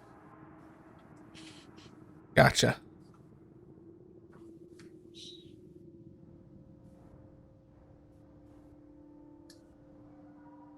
Okay, very cool. So Perdita is doing her little training montage, and we're going to bop back over. Can everybody see Farron and Enna here? Okay, so you guys went into that room, which turned out to be a what do I want to call that? Graveyard thing? Is there a word for that? Tomb. Tomb. Thank you. Mausoleum. Mausoleum. Thank you. Catacomb. Whatever. And got into a fight with the inhabitants. And retreated. And then it turns out the inhabitants do not seem inclined to follow you outside of the room. What would you like to do? Farron, we have to go. We have to go tell the others. We'll be back.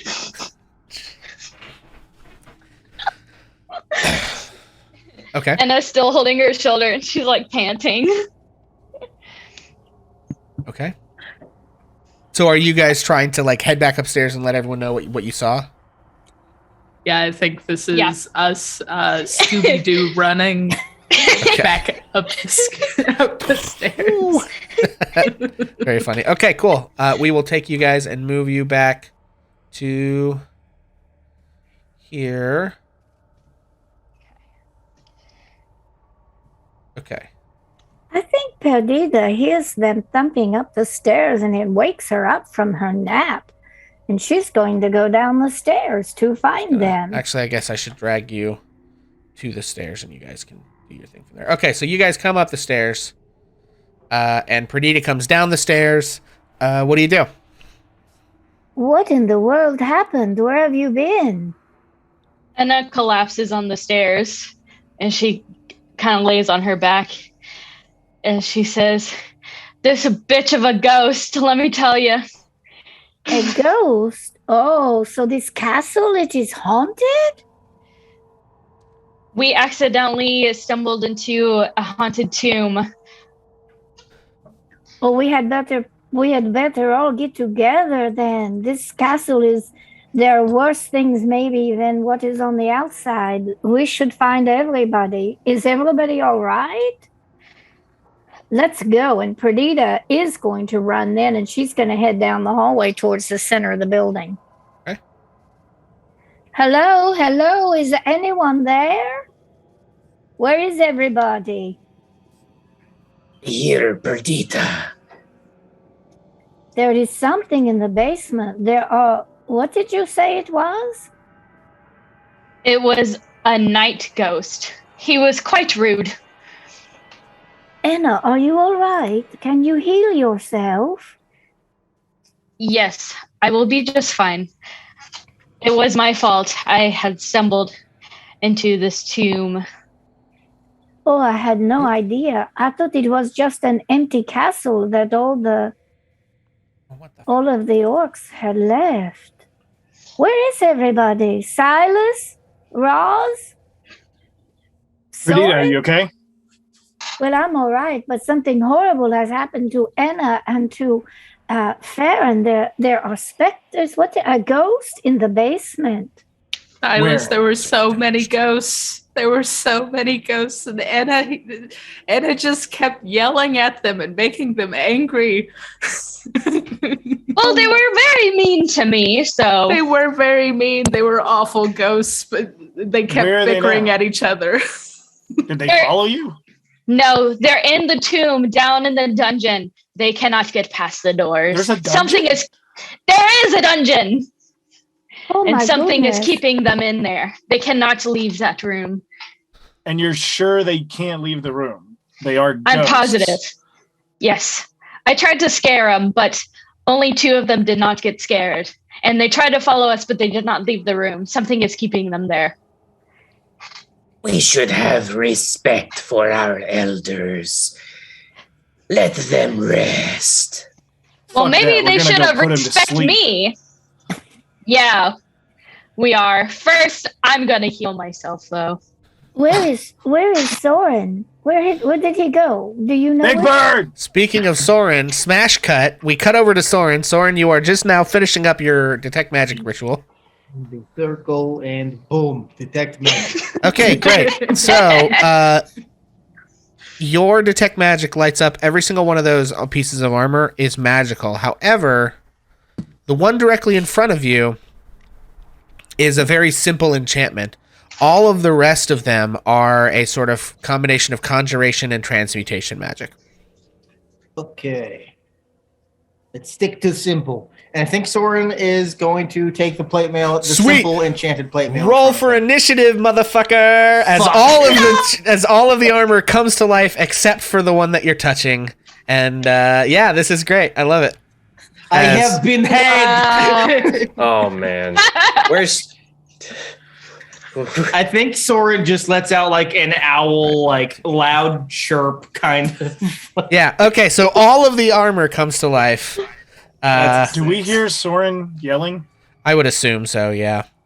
Okay. Alright. Should Well- do we I thought get you an said initiative? it was downstairs. The ghost!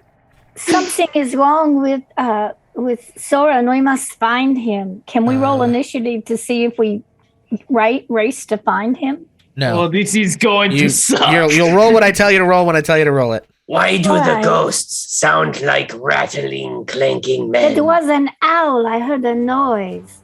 Okay. Where is Charlie? Yeah. So we're gonna start with. That was a big owl. Soren is surprised. Oh God, poor Soren. Okay, Soren, you are surprised. You are gonna face. Literally every single one of these is gonna scoot in and attack you. I am so surprised by this. Yeah, it's gonna be a rough turn for Soren, guys. I Okay. cannot catch a break. And they each make 2 attacks. Jesus. So you have, what is that, 8? You have 16 attacks coming at you, Soren. Oh, no. Easy, I got this. Does Soren have chat inspiration? 12, 13, 14, 15, Oh, I see a 16. lot of things that are in 20s in there. And Oh, Jesus. Okay. Oh, no. That is how many 16 are attacks. above 18? I've got 1. Okay, there's 1, 2, 3, 4, 5. 8 hits. 5, 6 of them and 2 crits. So I'm going to start with the crits. That is 16 points of damage. And 19 points of damage. Whew. Soren really did walk. And then Christ. how many more of these? I've got 6 more hits. Good God. Whew.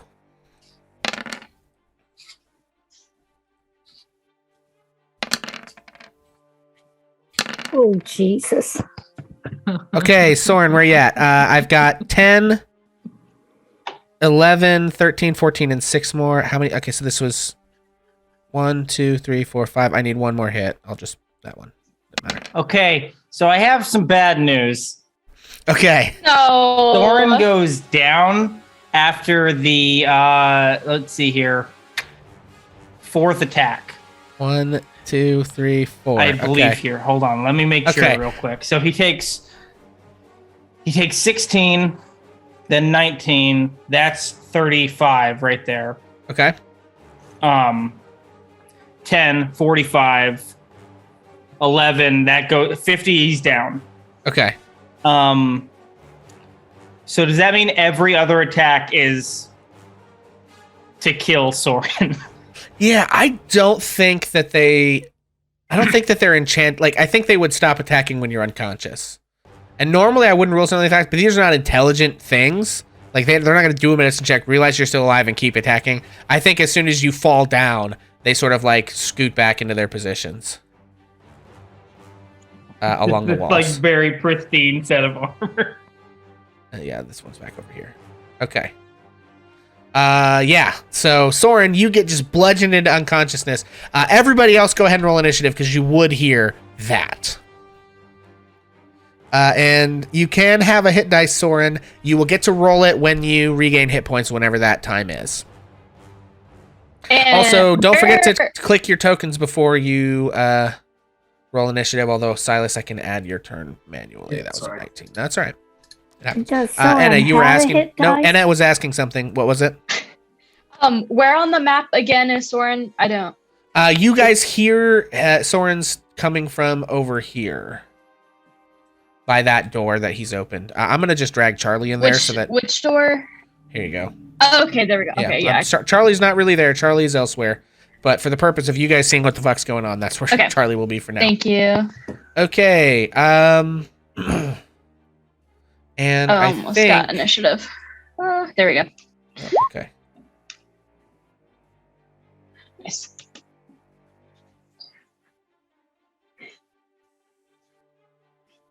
Okay. Is everybody on the turn initiative and stuff correctly? Yeah. I am.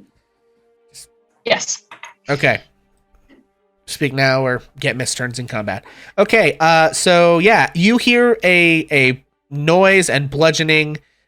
Soren, you do need to make your first death save as your turn passes, and then it will be Farron's turn.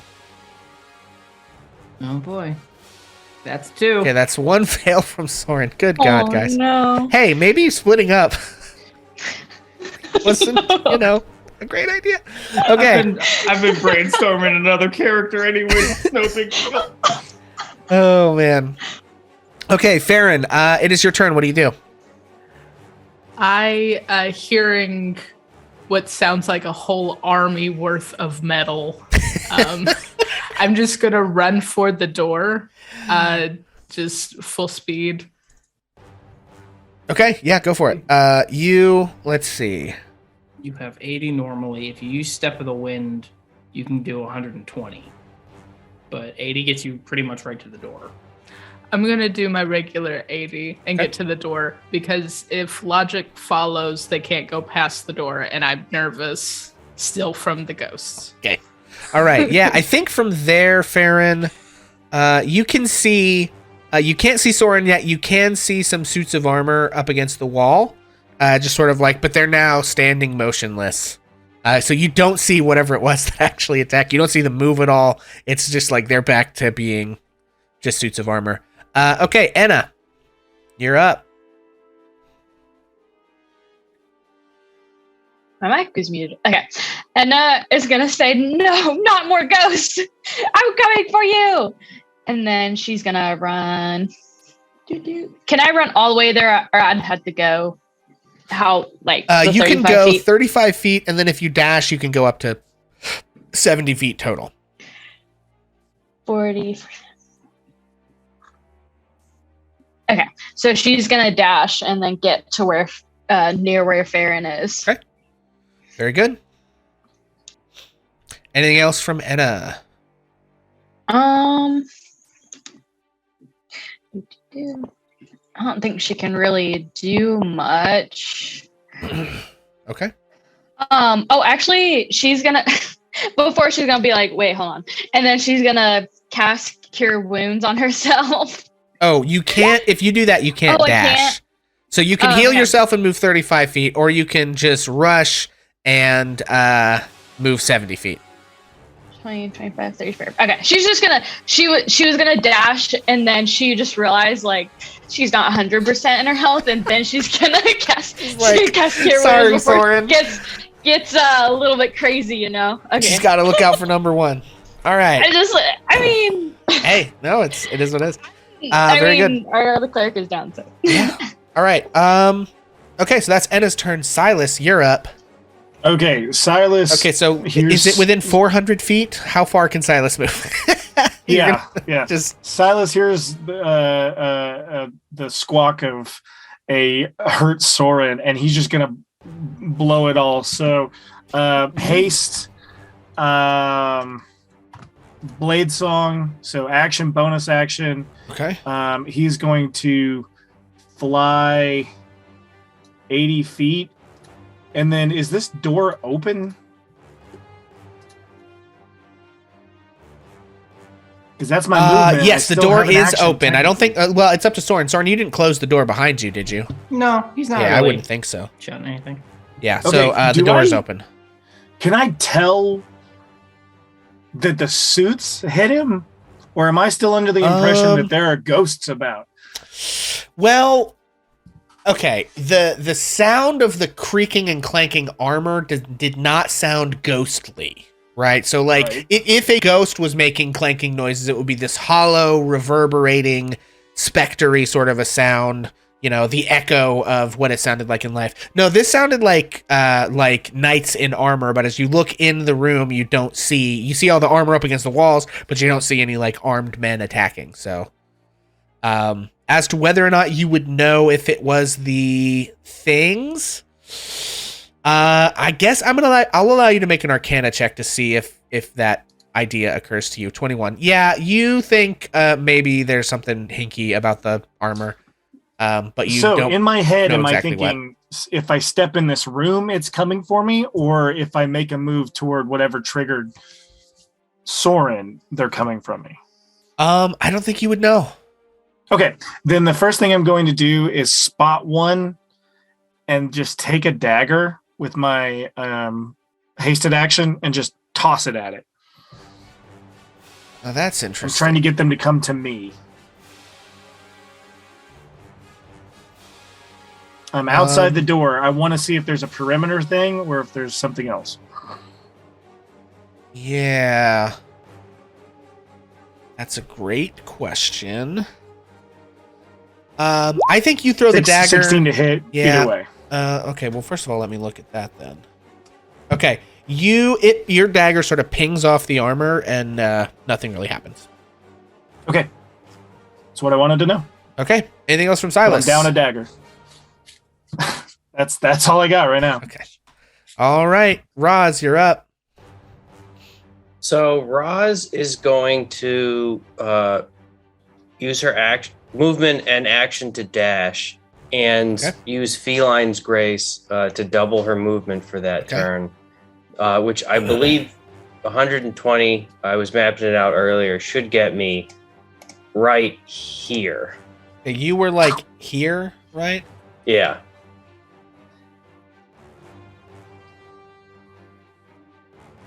Yeah, you can get at least that far. And then as a bonus action, Roz will cast Healing Word on Soren. Okay. I mean, is it worth casting it at a higher level? Oh, I think we're okay if we don't touch the armor. Did it not? Yeah, it didn't roll it. I don't know what happened. It's weird. I see your name, but it didn't put anything in chat. Okay, that's really strange. I'm clicking on the spell. Yeah. Maybe just roll 20 is being weird tonight, guys. Just maybe just roll the dice and. Did he come up with that little level indicator? No, Like under your it shield or didn't do something? it didn't do the spell prompt anything. So Yeah, maybe I don't know. refresh, but while it's doing that, you can just roll the dice if you want. All right. So 1d4, that's 3, plus spellcasting modifier, which I think is also plus 3. So 6 hit points to Soren. Okay, so 6 hit Plus points to the hit Soren. die that he Plus got. that hit die. Ooh, you rolled max on your hit die. So 16 hit points to Soren. So I think Soren, you come back. Also, what does healing word look and sound like, Roz? Roz, on all fours, like just speed prowling across the main foyer of the castle, skidding across the stone floor, trying to get traction, and then running up to Soren, takes a single claw and pokes him in the butt and says, Get up, old owl. You're not finished yet. You don't have any more lives. Oh! I think Soren lays there for a second, and his already like puffy face, because he's like a big jolly owl, is like way puffier with like bruises and like swollen from the beating that he just took. He's like, oh, don't touch the armor. And I think he kind of like rolls, What like is that pushes himself supposed up to to his mean? feet. Don't touch the armor. Okay, and that's all the conversation you have time for. Perdita, you're up. Perdita is going to do the very same thing that Roz did and use her feline agility to get clear to the open door. Okay. If I can figure out how to move. There. Okay. Well, okay, it went there, and she just looks in and sees all the armor and sees what has happened. We must get him out of there, Roz. Do you need help?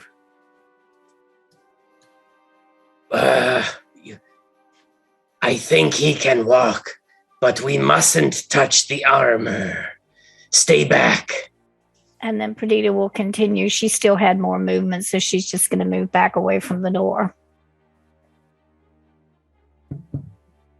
Okay. All right, Soren, you're up. Okay. So, Soren clutches his side and like rubs his face and his jaw, and he's just like, okay. Or I guess his beak. Yeah. Okay. I have. There are options here, and I think Soren just kind of like limps out of there. Sorry to panic, everybody. Okay. And just the moment that he gets the opportunity, he wants to make sure everyone's out of the room, but I think he's going to shut the door behind him. Yeah. Okay. But he wants to wait until Rose can get out. Okay. I assume like the armor doesn't like reanimate or anything when Soren gets up, right? Like that is correct. It does not. It kicked the shit out of him, and now it's leaving him alone. Yeah, I'm gonna go ahead and take you guys out of initiative at that point. If none of you touch that gleaming armor again, none the armors stay. The other armors stay non-attacking. What happened to you, Monsieur Ibu? I had thought that the still gleaming armor may have been a relic of a once glorious castle, and thought, hey, I could use an upgrade if we're going to go fight a bunch of knights and stuff. It is a trap, and I was bludgeoned to near death by the other sets of armor. Oh, I would not have thought there were things like this in here. I would have thought the orcs would have found it.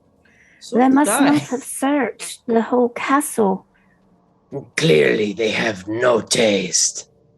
Well, there I are do- things in the basement, right? There is a tomb with ghosts in it.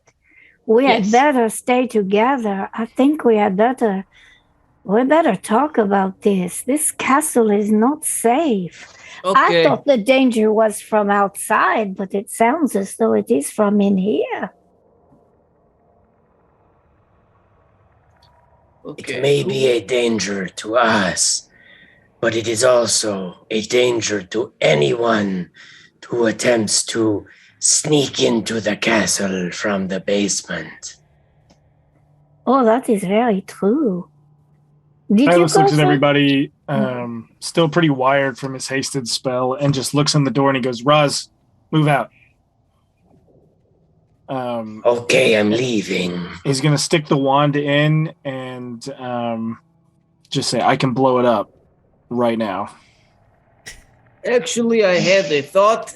Maybe the spell on, I don't know, maybe the animated armor's trigger as soon as that armor is touched.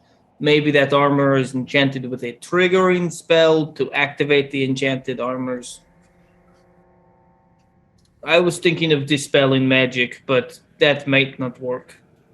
Okay. We could leave it. We can leave this for another time. I feel like we're going to be in this castle for a while. So we just won't That's touch true. these armors. All off limits. What do you think? Fight it or don't fight it? Don't fight it right now. I am in no shape. Okay. What about the ghosts? There's a We will ghost. fight we will fight the ghost, but first we need to get together and rest. I am badly wounded, and we need to come up with a plan. Are we going to sleep in here with ghosts and armor? We have no choice. I mean, we can Soren sleep We outside. must do. Cure wounds on himself at level 3 for 15 hit points. Very good. Well, you know, the orcs were here for days and nothing happened to them. Well, that we know of. Must have left everything alone, you know? Orcs have a tiny brain. Maybe we should go check on That's a Edmund. very generalized statement, Anna. Their brains are too small to know what is within these castle walls. Maybe they're just superstitious. Or maybe some of them are dead and we have already walked over their bones. Or maybe they were smart enough to know the dangers before they screwed with them. What does the child know? Has anybody thought about if Edmund knows about these dangers? Do you think he's okay? Well, perhaps we should go and check. He is also Shit. And then Silas just through the castle. Okay. He's still up Wait! and goes straight into Edmund's room. There are ghosts. Don't leave. Yeah. Okay. Silas, you go and rush into Edmund's room. You find him in one of the bedrooms to the north, sobbing into his pillow. And then you come in and you just like, yes. What? I don't mean to scare you. But because of the haste, it might come out like, I don't mean to scare you. But he goes, I don't mean to scare you. Apparently there are ghosts in this keep, as well as armor that is animated. So what do you know about this?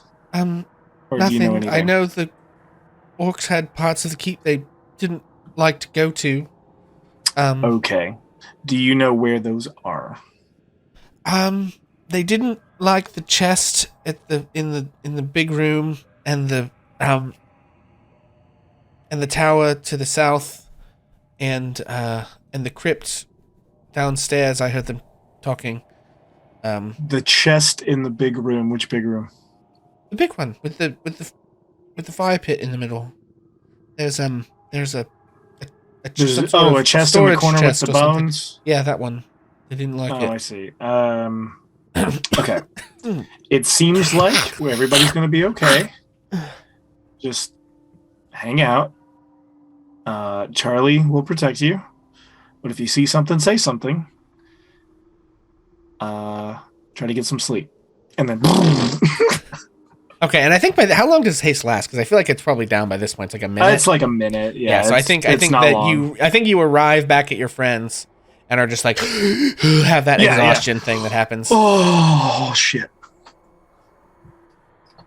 Okay. So I appreciate the quick response. I honest to the saints thought I was going to die in that room. So I was like, there was probably a 1 in 20 chance of me just dying. But there was also potentially a 1 in 20 chance of me just getting up and walking out on my own. So, kind of goes both ways. What are we doing about the ghosts? Are we doing that now or are we sleeping? We Apparently need to Edmund rest. says that the orcs were just ignoring these areas. Also, I there's knew a it. big chest right over there, and Silas just points it out, and he goes, "Do not, under any circumstances, touch that. I think it's eating people or something." How did I not notice that? Oh, good thing you told me. Yeah, it's this thing Yeah. down in the corner over of the big room. You might not be able to see it from where you guys are. I'll bring Charlie, actually. Charlie, come here. Well, I'm It's, really this pretty thing. good at like traps and things, yeah. So maybe we get some rest and we start out again, and I won't worry so much about the tower. Except we better stay together. I'm fine to take a nap. That's fine. And then we will start again, and we will go carefully through the castle and be sure that we have found the parameters, right? But we won't go to the dangerous places. I think we leave the tomb alone, Anna. There are sleeping knights in there, and we don't know anything about these knights, if they were good or bad, but I don't disagree. From my experience with ghosts and things Yeah? like that, if they're back, they're usually wanting to pass on. I think leaving them alone is actually the worst thing. Can make them sleep forever. Okay, Anna. You are very intense for a priest. I mean this in a good way. We all practice differently, but hooey. It's been a strange day, hasn't it? And then I kick at her, sir.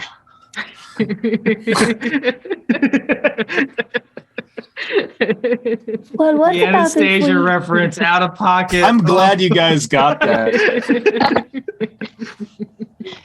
I think it went over my head, but that's all right. There's a great movie that came out in the 90s called Anastasia. You Then watch I it sometime. kick her, sir. Yeah. I love it. Okay, so what's the plan of action? You guys taking a long rest and exploring more Yeah. tomorrow? Taking a short rest? sounds again? like. Okay. And this time we go room by room. We don't touch anything, and we stay together. Yes. Yeah. Yes. Before we rest, Anna's gonna go up to Farron and she's gonna say, "Hey, I'm sorry about earlier. That was my fault. But you did awesome. That was pretty cool of you." I truly I knew that ghosts were real. I knew that was a thing. This is the first time I've ever actually seen a ghost, and you taunted them. They said, "Hey, leave my room," and you're like, "Nah." Yeah, I don't really like to be told what to do. And I don't know. They were just really mean to me. I don't like that. So. I understand that. I am all for hold your power. Don't let anybody tell you what to do. We did break into their room and continued to break into that room when they said, "Hey, leave." And I maybe not the best approach. I understand. We'll get them next time. It's gonna be a next time. Oh yeah, and she kind of pats Farron on the shoulder, just turns around and walks away.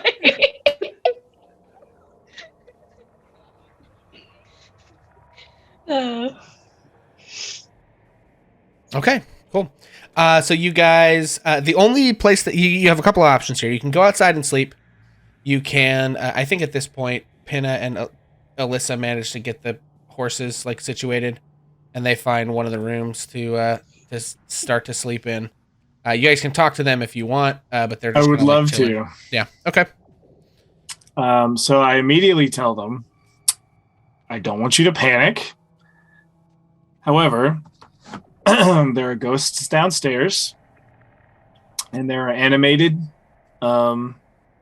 suits of armor in a room, and there's a chest which you should not touch. And I point out all the locations of those things. It's like, please do not do that. You might die. Oh, this place sucks. Yeah. Yeah, it's pretty shit. It's Yeah. awful.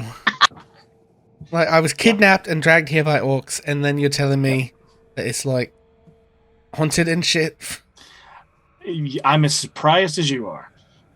And Alyssa says, like, yeah, I'm glad we saved Pinna, but this place sucks.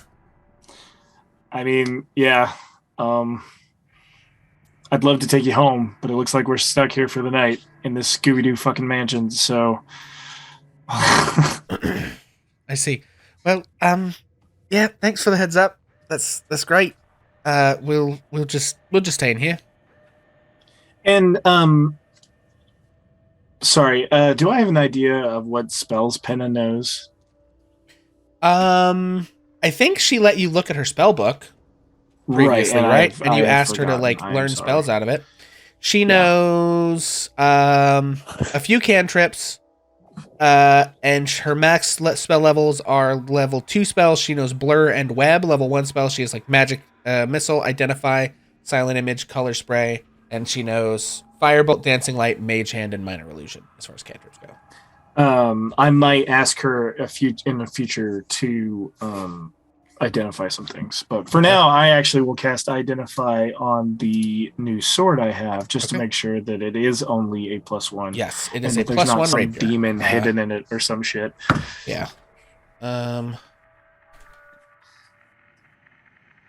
Yeah. Hang on. Where's your? Oh, here it is. I can just drag one onto your sheet. I already got it. Oh, you got it. did Cool. it for you. Great. Yep. Beautiful. Yep, that is what it is. Okay. Anything else anyone would like to do as you guys are preparing for the evening's rest? Well, Perdita would like to spend just a moment with Anna as they are settling down. Okay. Yeah. Go ahead. Anna, it was a crazy afternoon, and I was so stunned to see Edmund, and I hardly knew what to do or think. But I heard you say to him that you knew what it was to lose your family. Has that happened to you? Yes, it has, unfortunately. Oh, Anna, I'm so sorry. All of your family? Yes. I don't have much, but what I did have was taken from me. Oh, that is a terrible thing. I have a family, and they are, well, I left them a long time ago to get a job, yeah? And I was on board of a ship, and I learned a lot of things, and it was wonderful, but I've always known that they are there, and that if I needed to and I could go home, well, I would. That does make you and Edmund have something in common. Perhaps he will be a comfort to you, and you can be a comfort to him. Yeah? Maybe. He might be. I would assume so, but I don't know. I'm not very good with people or children. So. Well, I think you are much better with people and children, maybe, than you are with ghosts, huh? Well, I prefer to talk to them rather than fight them. That was their choice, not mine. All right. Well, I hope you rest, and I'm very sorry to hear about your family. It's okay. What did you do when you were on a ship? Well, I was there for several years. I was only 8 years old, Tabaxi, when I went there, and because I was little and fast and I have these, I was able to go up the mast, and I would sit up in the nest and just look and see. Could I see land? Could I see another ship? I also was littler then, and I could fetch and carry pretty well. And so I ran from the kitchen to the table where everyone ate, and I carried things, and it was hard work. They did a terrible thing. When they wanted to punish me, they would put a mop and tie it to my tail and tell me to go sweep the deck. But that didn't happen Oh, very no. often. So that's what I did on board the ship. That's good. Well, I hope you get some rest, and I'm sad for you. But you are a very nice person, and I'm enjoy getting to know you. Thank you. I enjoy getting to know you too. I really like animals, so you're a pretty cool cat. Cat, it would be Tabaxi. better. And oh, thank you. That is much better. My people don't ever say that other word. I'll just let you know. Except maybe Roz, because she's kind of silly. You know. Oh, yes, I apologize. It's all right. It's okay. We're friends. We are. Smash called cut me to a Roz cat. stubbing her toe. Cats! All right. Anyone else have any scenes that they'd like to do? Anybody they'd like to talk to?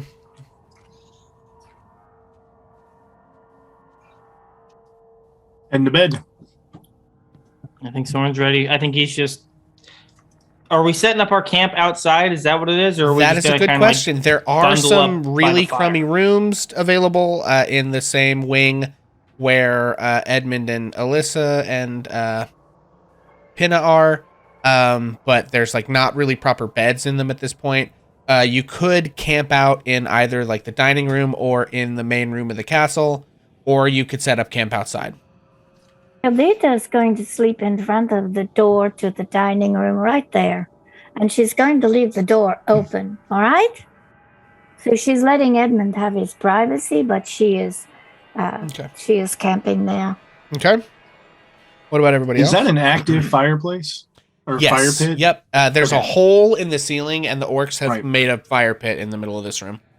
Okay, I'm going to keep it going, but Silas is probably going to sleep next to it. Okay. Yeah, I feel like staying indoors, but in the open space, like not splitting up again, is the best move. Okay. Yeah. Anna's also gonna be near the fire. Roz is actually going to tuck into a corner by the front gate. Okay. Cool. I've changed a setting. I hope it helps with our dynamic lighting issues. I think maybe it will. Hopefully. Okay, so several of you guys are sleeping by the fire. Roz at the front gate, and Perdita in front of the rooms where Edmund and Pinna and Alyssa are. Is that correct? I think Soren feels kind of uncomfortable in here by the fire, like inside, in like this big kind of open but inside area. So I think he's going to kind of take a page out of Rose's book and sleep right next to the gate, so he has easy access to like fresh air. Okay. Very cool. We can't see the map. Yeah, you're not supposed to. It's fine, Cassie. They're just sort of describing generalized where they are. Okay, well, I am going to hand wave. I don't think there's anything that attacks you in the middle of the night. I think you all get a long rest. And we will go ahead and resume the following morning as you wake up.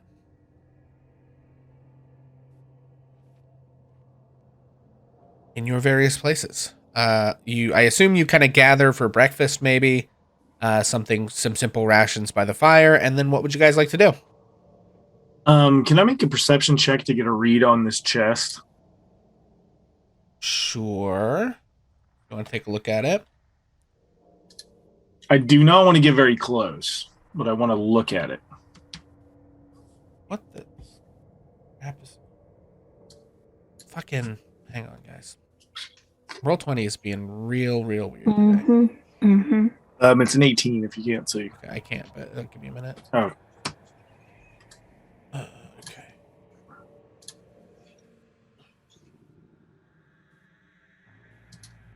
Okay, let's see.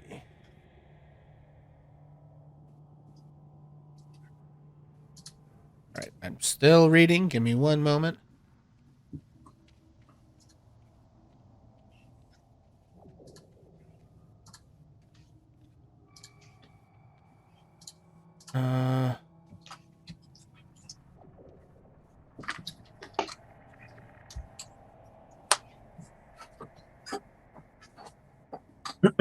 So Okay, does anybody have any jokes? Oh, sorry. Nope, sorry guys, I'm good. Okay, sorry for the long pause there. Yeah, so a perception check in 18. I think when 18 you still can't really tell. You do see the bones around it, but it is a treasure chest. So make of that information what you will.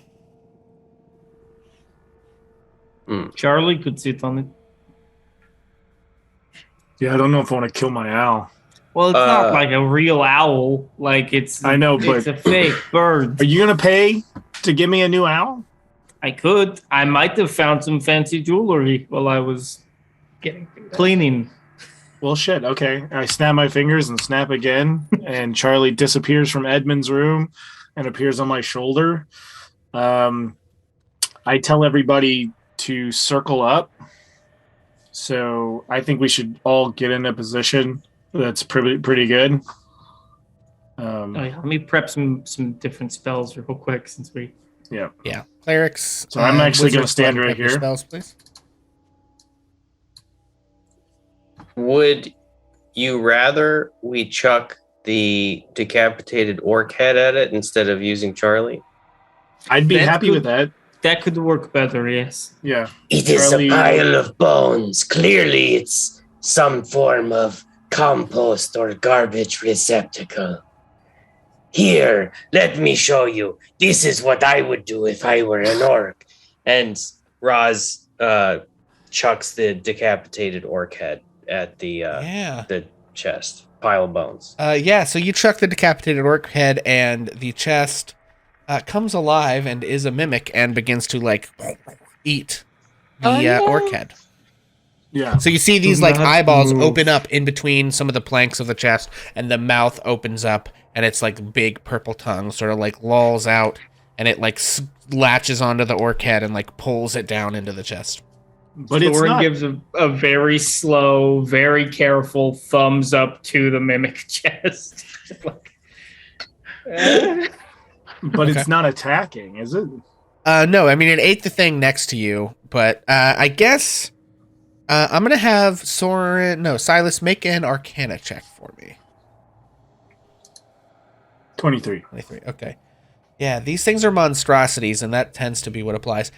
You know that mimics tend to operate by ambush. So it's like if you get right next to the thing, or normally if it's like they look like a non-threatening thing, and then that is desirable to something. But then if you try to touch it, so it could be a door or a treasure chest or something, right? Is to lure you in, and then when you try and touch it, like you stick to it and it tries to eat you, basically. Right.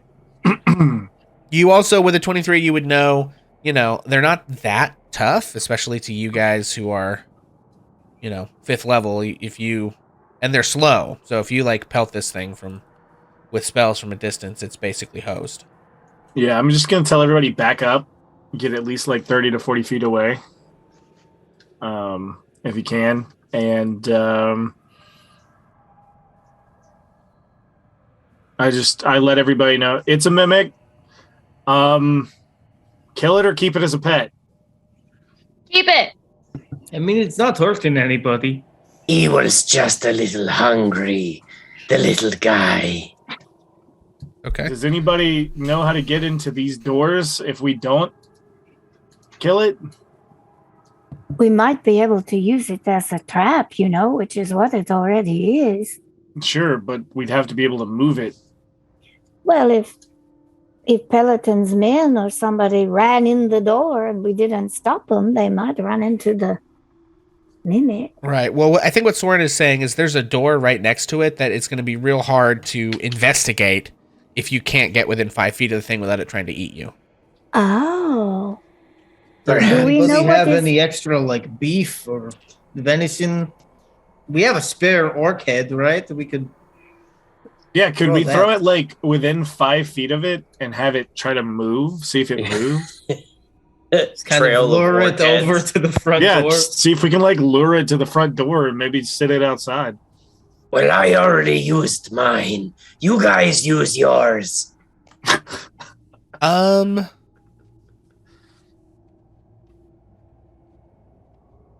Okay, yeah. So you're gonna try Whoa. to feed this thing? You know what? Roz is going to cast Minor Illusion. 5 to 10 feet to the right, to the east of the mimic, and conjure just a big old sloppy pile of orc heads. Okay, let's take a look. Minor illusion. You can create up to a 5-foot cube. If you create the image of an object, it must be no larger than 5 feet. It can't create sound, light, smell, or any other sensory effect. Okay. Yeah, so I guess I'm going to have the mimic try to see through the illusion, which I think it just makes an intelligence check versus your spell save DC. Right? Yeah. Is it intelligence or wisdom? It's an intelligence. Investigation. It's investigation Yeah, check, intelligence. which- okay. DC 15. Oh my god. Come on. Yeah. All right. So this mimic sees the sloppy pile of orc heads, and then I think looks at Roz, and just sort of like creaks a mimic eyebrow at you. Soren creates a pile, 45 pounds of food kind of drawn out over a gap of 40 feet, like just a trail of bland but nourishing goop with the spell create food and water, kind of trailing out to the main door. Okay. I don't know if that'll work. I don't know if this thing's like exclusively carnivorous, but let's take a look. just like a It like a appears pile of tapioca pudding that just like trails over around the corner. perhaps it is a keto mimic.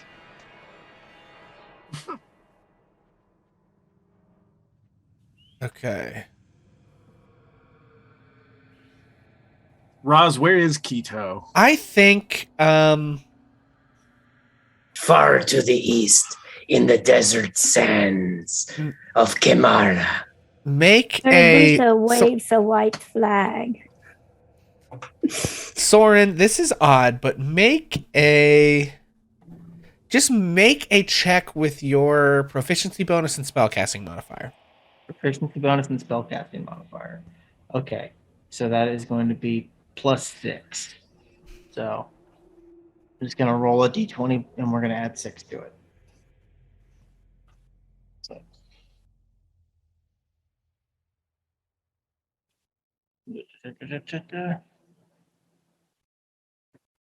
Oh, nope, did it wrong. I'm just gonna roll a d20 and then we're just Yeah, add that's fine. 6. We can just add 6 to it. That's a nat 20. So that's 26. Holy shit. Yeah. Yeah, this thing looks at you, Soren, and in Orcish speaks to you, and says, Oh shit. I mean, that doesn't really look all that good. Soren. Does Soren speak Orcish? Does not speak Orcish. So he just kind of does the slow, cautious thumbs up again. yeah, so Soren, you hear, Rock nar, gear rock tuket. Hold on. Do I have? I have. I mean, English Perdita spelling speaks here. Orcish. Perdita, you understand that. Perdita says to the mimic in Orcish, she says, "A little breakfast is better than no breakfast." Well, I mean, the orchid was nice, but I prefer my food live and wriggling. Well, all we're trying to get you to do is move away from the door, nice sir. I'll do it for food. Well, all right. I am. Soren, he isn't going to move for your lovely tapioca pudding, which I would have personally loved. He only wants a live food to move. Soren slowly glances over at Charlie. Oh, geez. Roz does the same thing. You guys It's are not sick. actually alive, right? Like it's not like sentient. Yeah, but he's also not actually nourishing. That's a good point. He would Is pop there, like, poof meat into anywhere to a in cloud this- of smoke. Well, I tell you what, let's do. Let's go ahead and leave this nice mimic alone and look at everything but that door, eh? And then we will come back, and maybe in the rest of the castle we'll find a little something that the orcs left behind. Silas. have a name? Silas just goes ahead and says, like, speaks English, well, common to the mimic, and says, "Can you speak to us in common?" Okay, I'm gonna roll a dice for that. Okay. High or low, Silas? Hi. The thing turns and looks at Perdita and says, What's he saying? I don't understand. Well, he was trying to talk to you in common because he likes you and he wanted to chitty chat. We're going to look for some food for you, okay? And we'll be back. Okay. I think does- Soren is just going to start talking in different languages at this thing. He doesn't speak Orcish, "Yeah, but he's going to try Celestial, Abyssal, and Infernal. okay, yeah, I doubt it's going to understand any of it, but it's worth okay, low if we are doing a high or low. okay." I'm gonna say these are harder than common, Yeah. so I'm gonna say if we do low, it's got to be 25 or less. Gotcha. Okay, common. Ooh, that was close. Okay, what was the last one you said? 3. The last one was Abyssal, I think. Oh my goodness. Yeah, so it does respond. What do you say to it in Abyssal? I think he's just repeating like, "My name is Bishop Soren Fairtalon of the Legamine Catechism. Why don't you eat the tapioca?" And he just does that again in Yeah. each language. And on the very last one, he says, My name is Garx, and I don't eat it because it's like it's goo, and I'm goo. I don't want to eat me. I'm meat and I eat meat. That's weird. You're weird, weirdo. To some people, maybe you are weird. It's Well- important that we look at people from the angle of how they see themselves. Look, I'm not gonna let some weird self-eater lecture me on how to live. I'm not trying to okay, I will get you some meat. Yes? Okay. Yeah. Wait, y'all are talking in Abyssal? Yeah. Okay, Anna also knows Abyssal. so meanwhile, you guys are just talking in demon guttural languages Yeah, it's now. like black speak, like the Lord of the Rings. Yeah. And it I am chimes in. very frightened. Yeah. Oh my god. And what does Anna say in Abyssal, or do you just listen in on this? She's listening and then she kind of chimes in. She says, there's really no need to be picky with your food. I mean, I eat what I eat. I don't, Yeah, but What's its name again? Grotz? I think I said Grax. Was it? Grax. Someone in I'm looking. Garx. Obviously, I made this up off the top of my head. Somebody in chat, please let us know what the Garx fuck Brooks. I said. Garx. It was Garx. Yeah. Garx. Yeah. Garx Garx. Brooks is fucking perfect. no. No. It's I Garx got Brooks. friends in low place. Okay, Garx. look, man, I don't come into your house and tell you your food sucks and throw stuff you don't want to eat at you. I didn't say it sucks. I just said maybe Well- be open to trying new experiences. Honestly, I came here to have some dinner, and I'm feeling so attacked right now. You know, you are right. I am aggressing upon you. I will be back. See you in the bit, Garx. And I think he's going to go try and find some food. Anna goes up to Silas is like, whoa, hey, because he doesn't know anything that just happened. He just heard demon talk come out of his best friends. Yeah, all of you guys are talking like demons and orcs with this weird little mimic. And Silas is like, let's not go anywhere without. We need at least a buddy, and maybe let's not split up the clerics, or let's not take the clerics all at one place. We can do 2 teams of 3. That'll work. That works. And then it goes up to Soren and says, "Man, that guy's a jerk." And she says that in Abyssal. Just a mimic. He's not that. Oh, what about the mimic? Or yeah. God, what a jerk. I think Soren dips into. He does Celestial for a second and sees if that picks up anything with Enna. Oh yeah. Okay, yeah, we just start talking in Celestial. I think just kind of gossiping about the whole party. Like talking about like what's this fucking mimic problem? Yeah, what do you guys do? Well, it sounds like we need to get some food for the mimic. So if we're gonna split 3 and 3, 3 of us should go hunting, and 3 of us, I guess, should attend to Edmund. I think maybe we should hire out our friend Tea Leaf to go into the woods and grab us something live. That's a great Because I think idea. she'd be better than all of us, honestly. Yeah, Honestly, agreed. Yeah. Yeah, So, I agree. But I also tell her, do not approach that thing. Okay, I'm sorry, we're what is it that we're feeding? Okay, Well, so probably if she gets enough, it will be for all of us, right? His name is. I guess that's up its to name her. is. Their name is Garks Brooks. They are a living, carnivorous treasure chest that eats preferably living things and hates tapioca pudding and trying new experiences. And don't step in that tapioca pudding, okay? But did it like the orchid? It did. Ate it. Well, then I am quite proud of myself. So, Alyssa, if you would like to, if you find a stream or a river where you could do some fishing, that'll probably suffice. I don't think you'd want to be out long enough to start trapping things.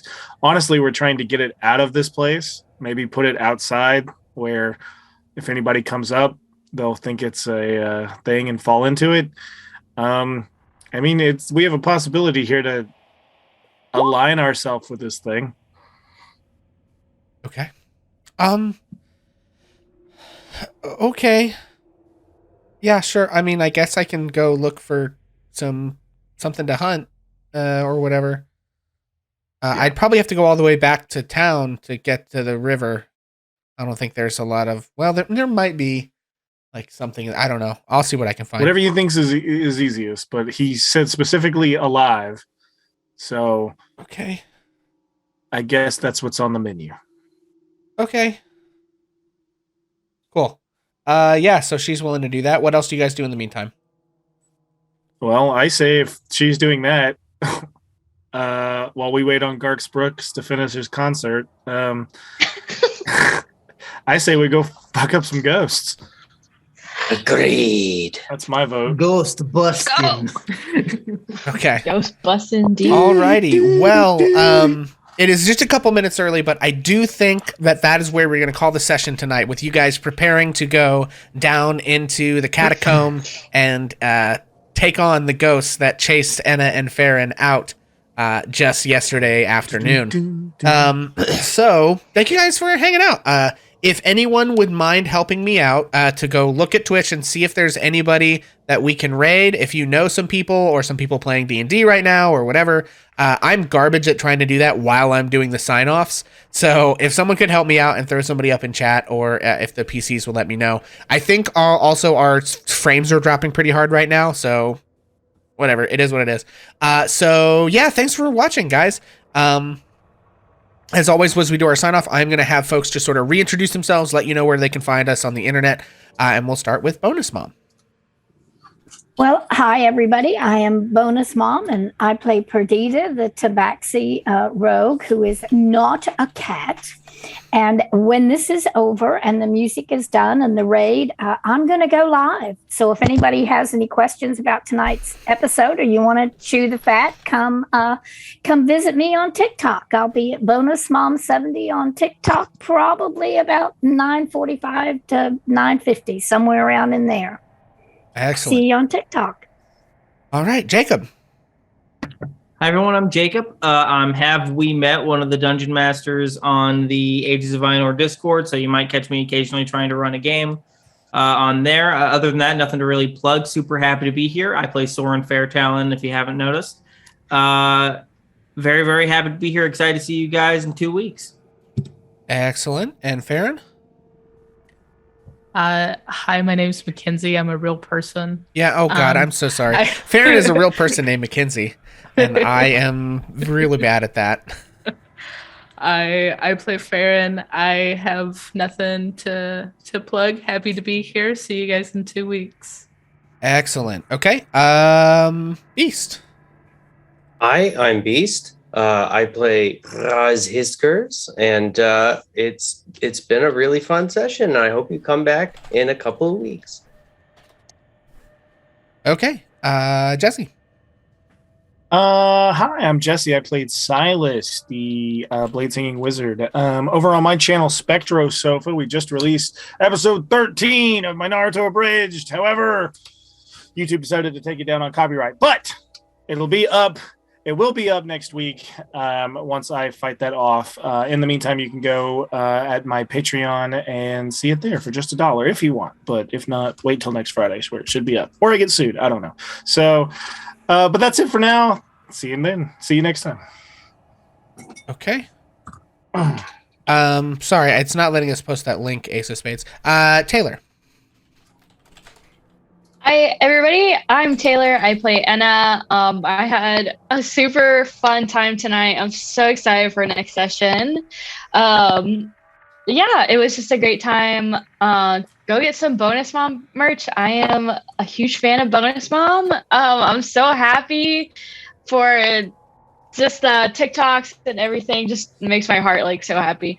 So as I've been playing D&D for a minute with Pixel and Bonus Mom, so it just warms my heart. So yeah, I had a super fun time tonight. I don't have anything to dump, but thinking about making a YouTube channel soon. Not gonna say what it's about because I don't know if it's gonna happen, but maybe we'll see. I don't know.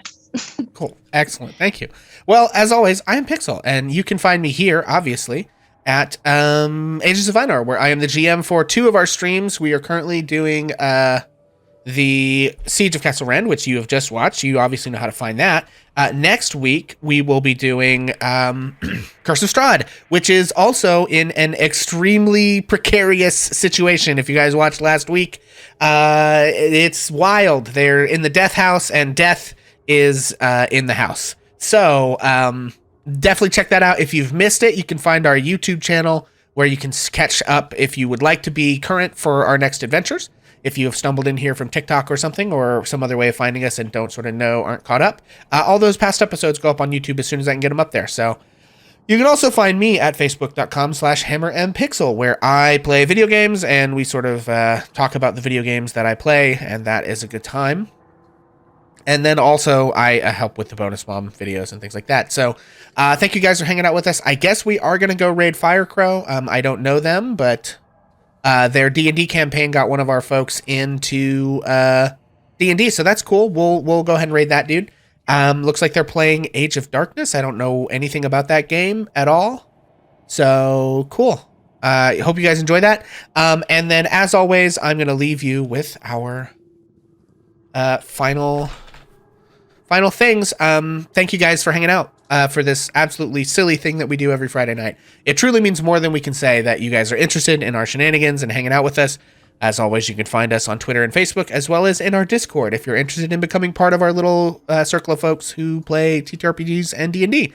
And then finally, as always, I want to leave you with a little request from me to you. Until the next time that I see you, please just be a little more kind to yourself than you think you deserve, because I promise it is not close to actually being more than what you deserve. Friends, good night. I'm going to play the outro, and then we're going to start the raid. So we'll catch you later, everybody. Bye.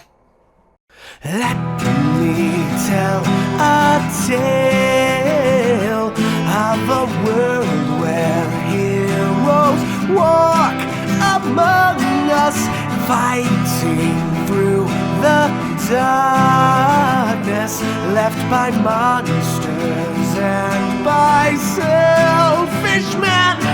A tale of glory rents asunder, sacrifice and battles lost. Our heroes know not what awaits them, and still they carry on. Let me sing a song of a family forged by trials and woe. On their own they falter, but together they will write their own tale of glory rent asunder.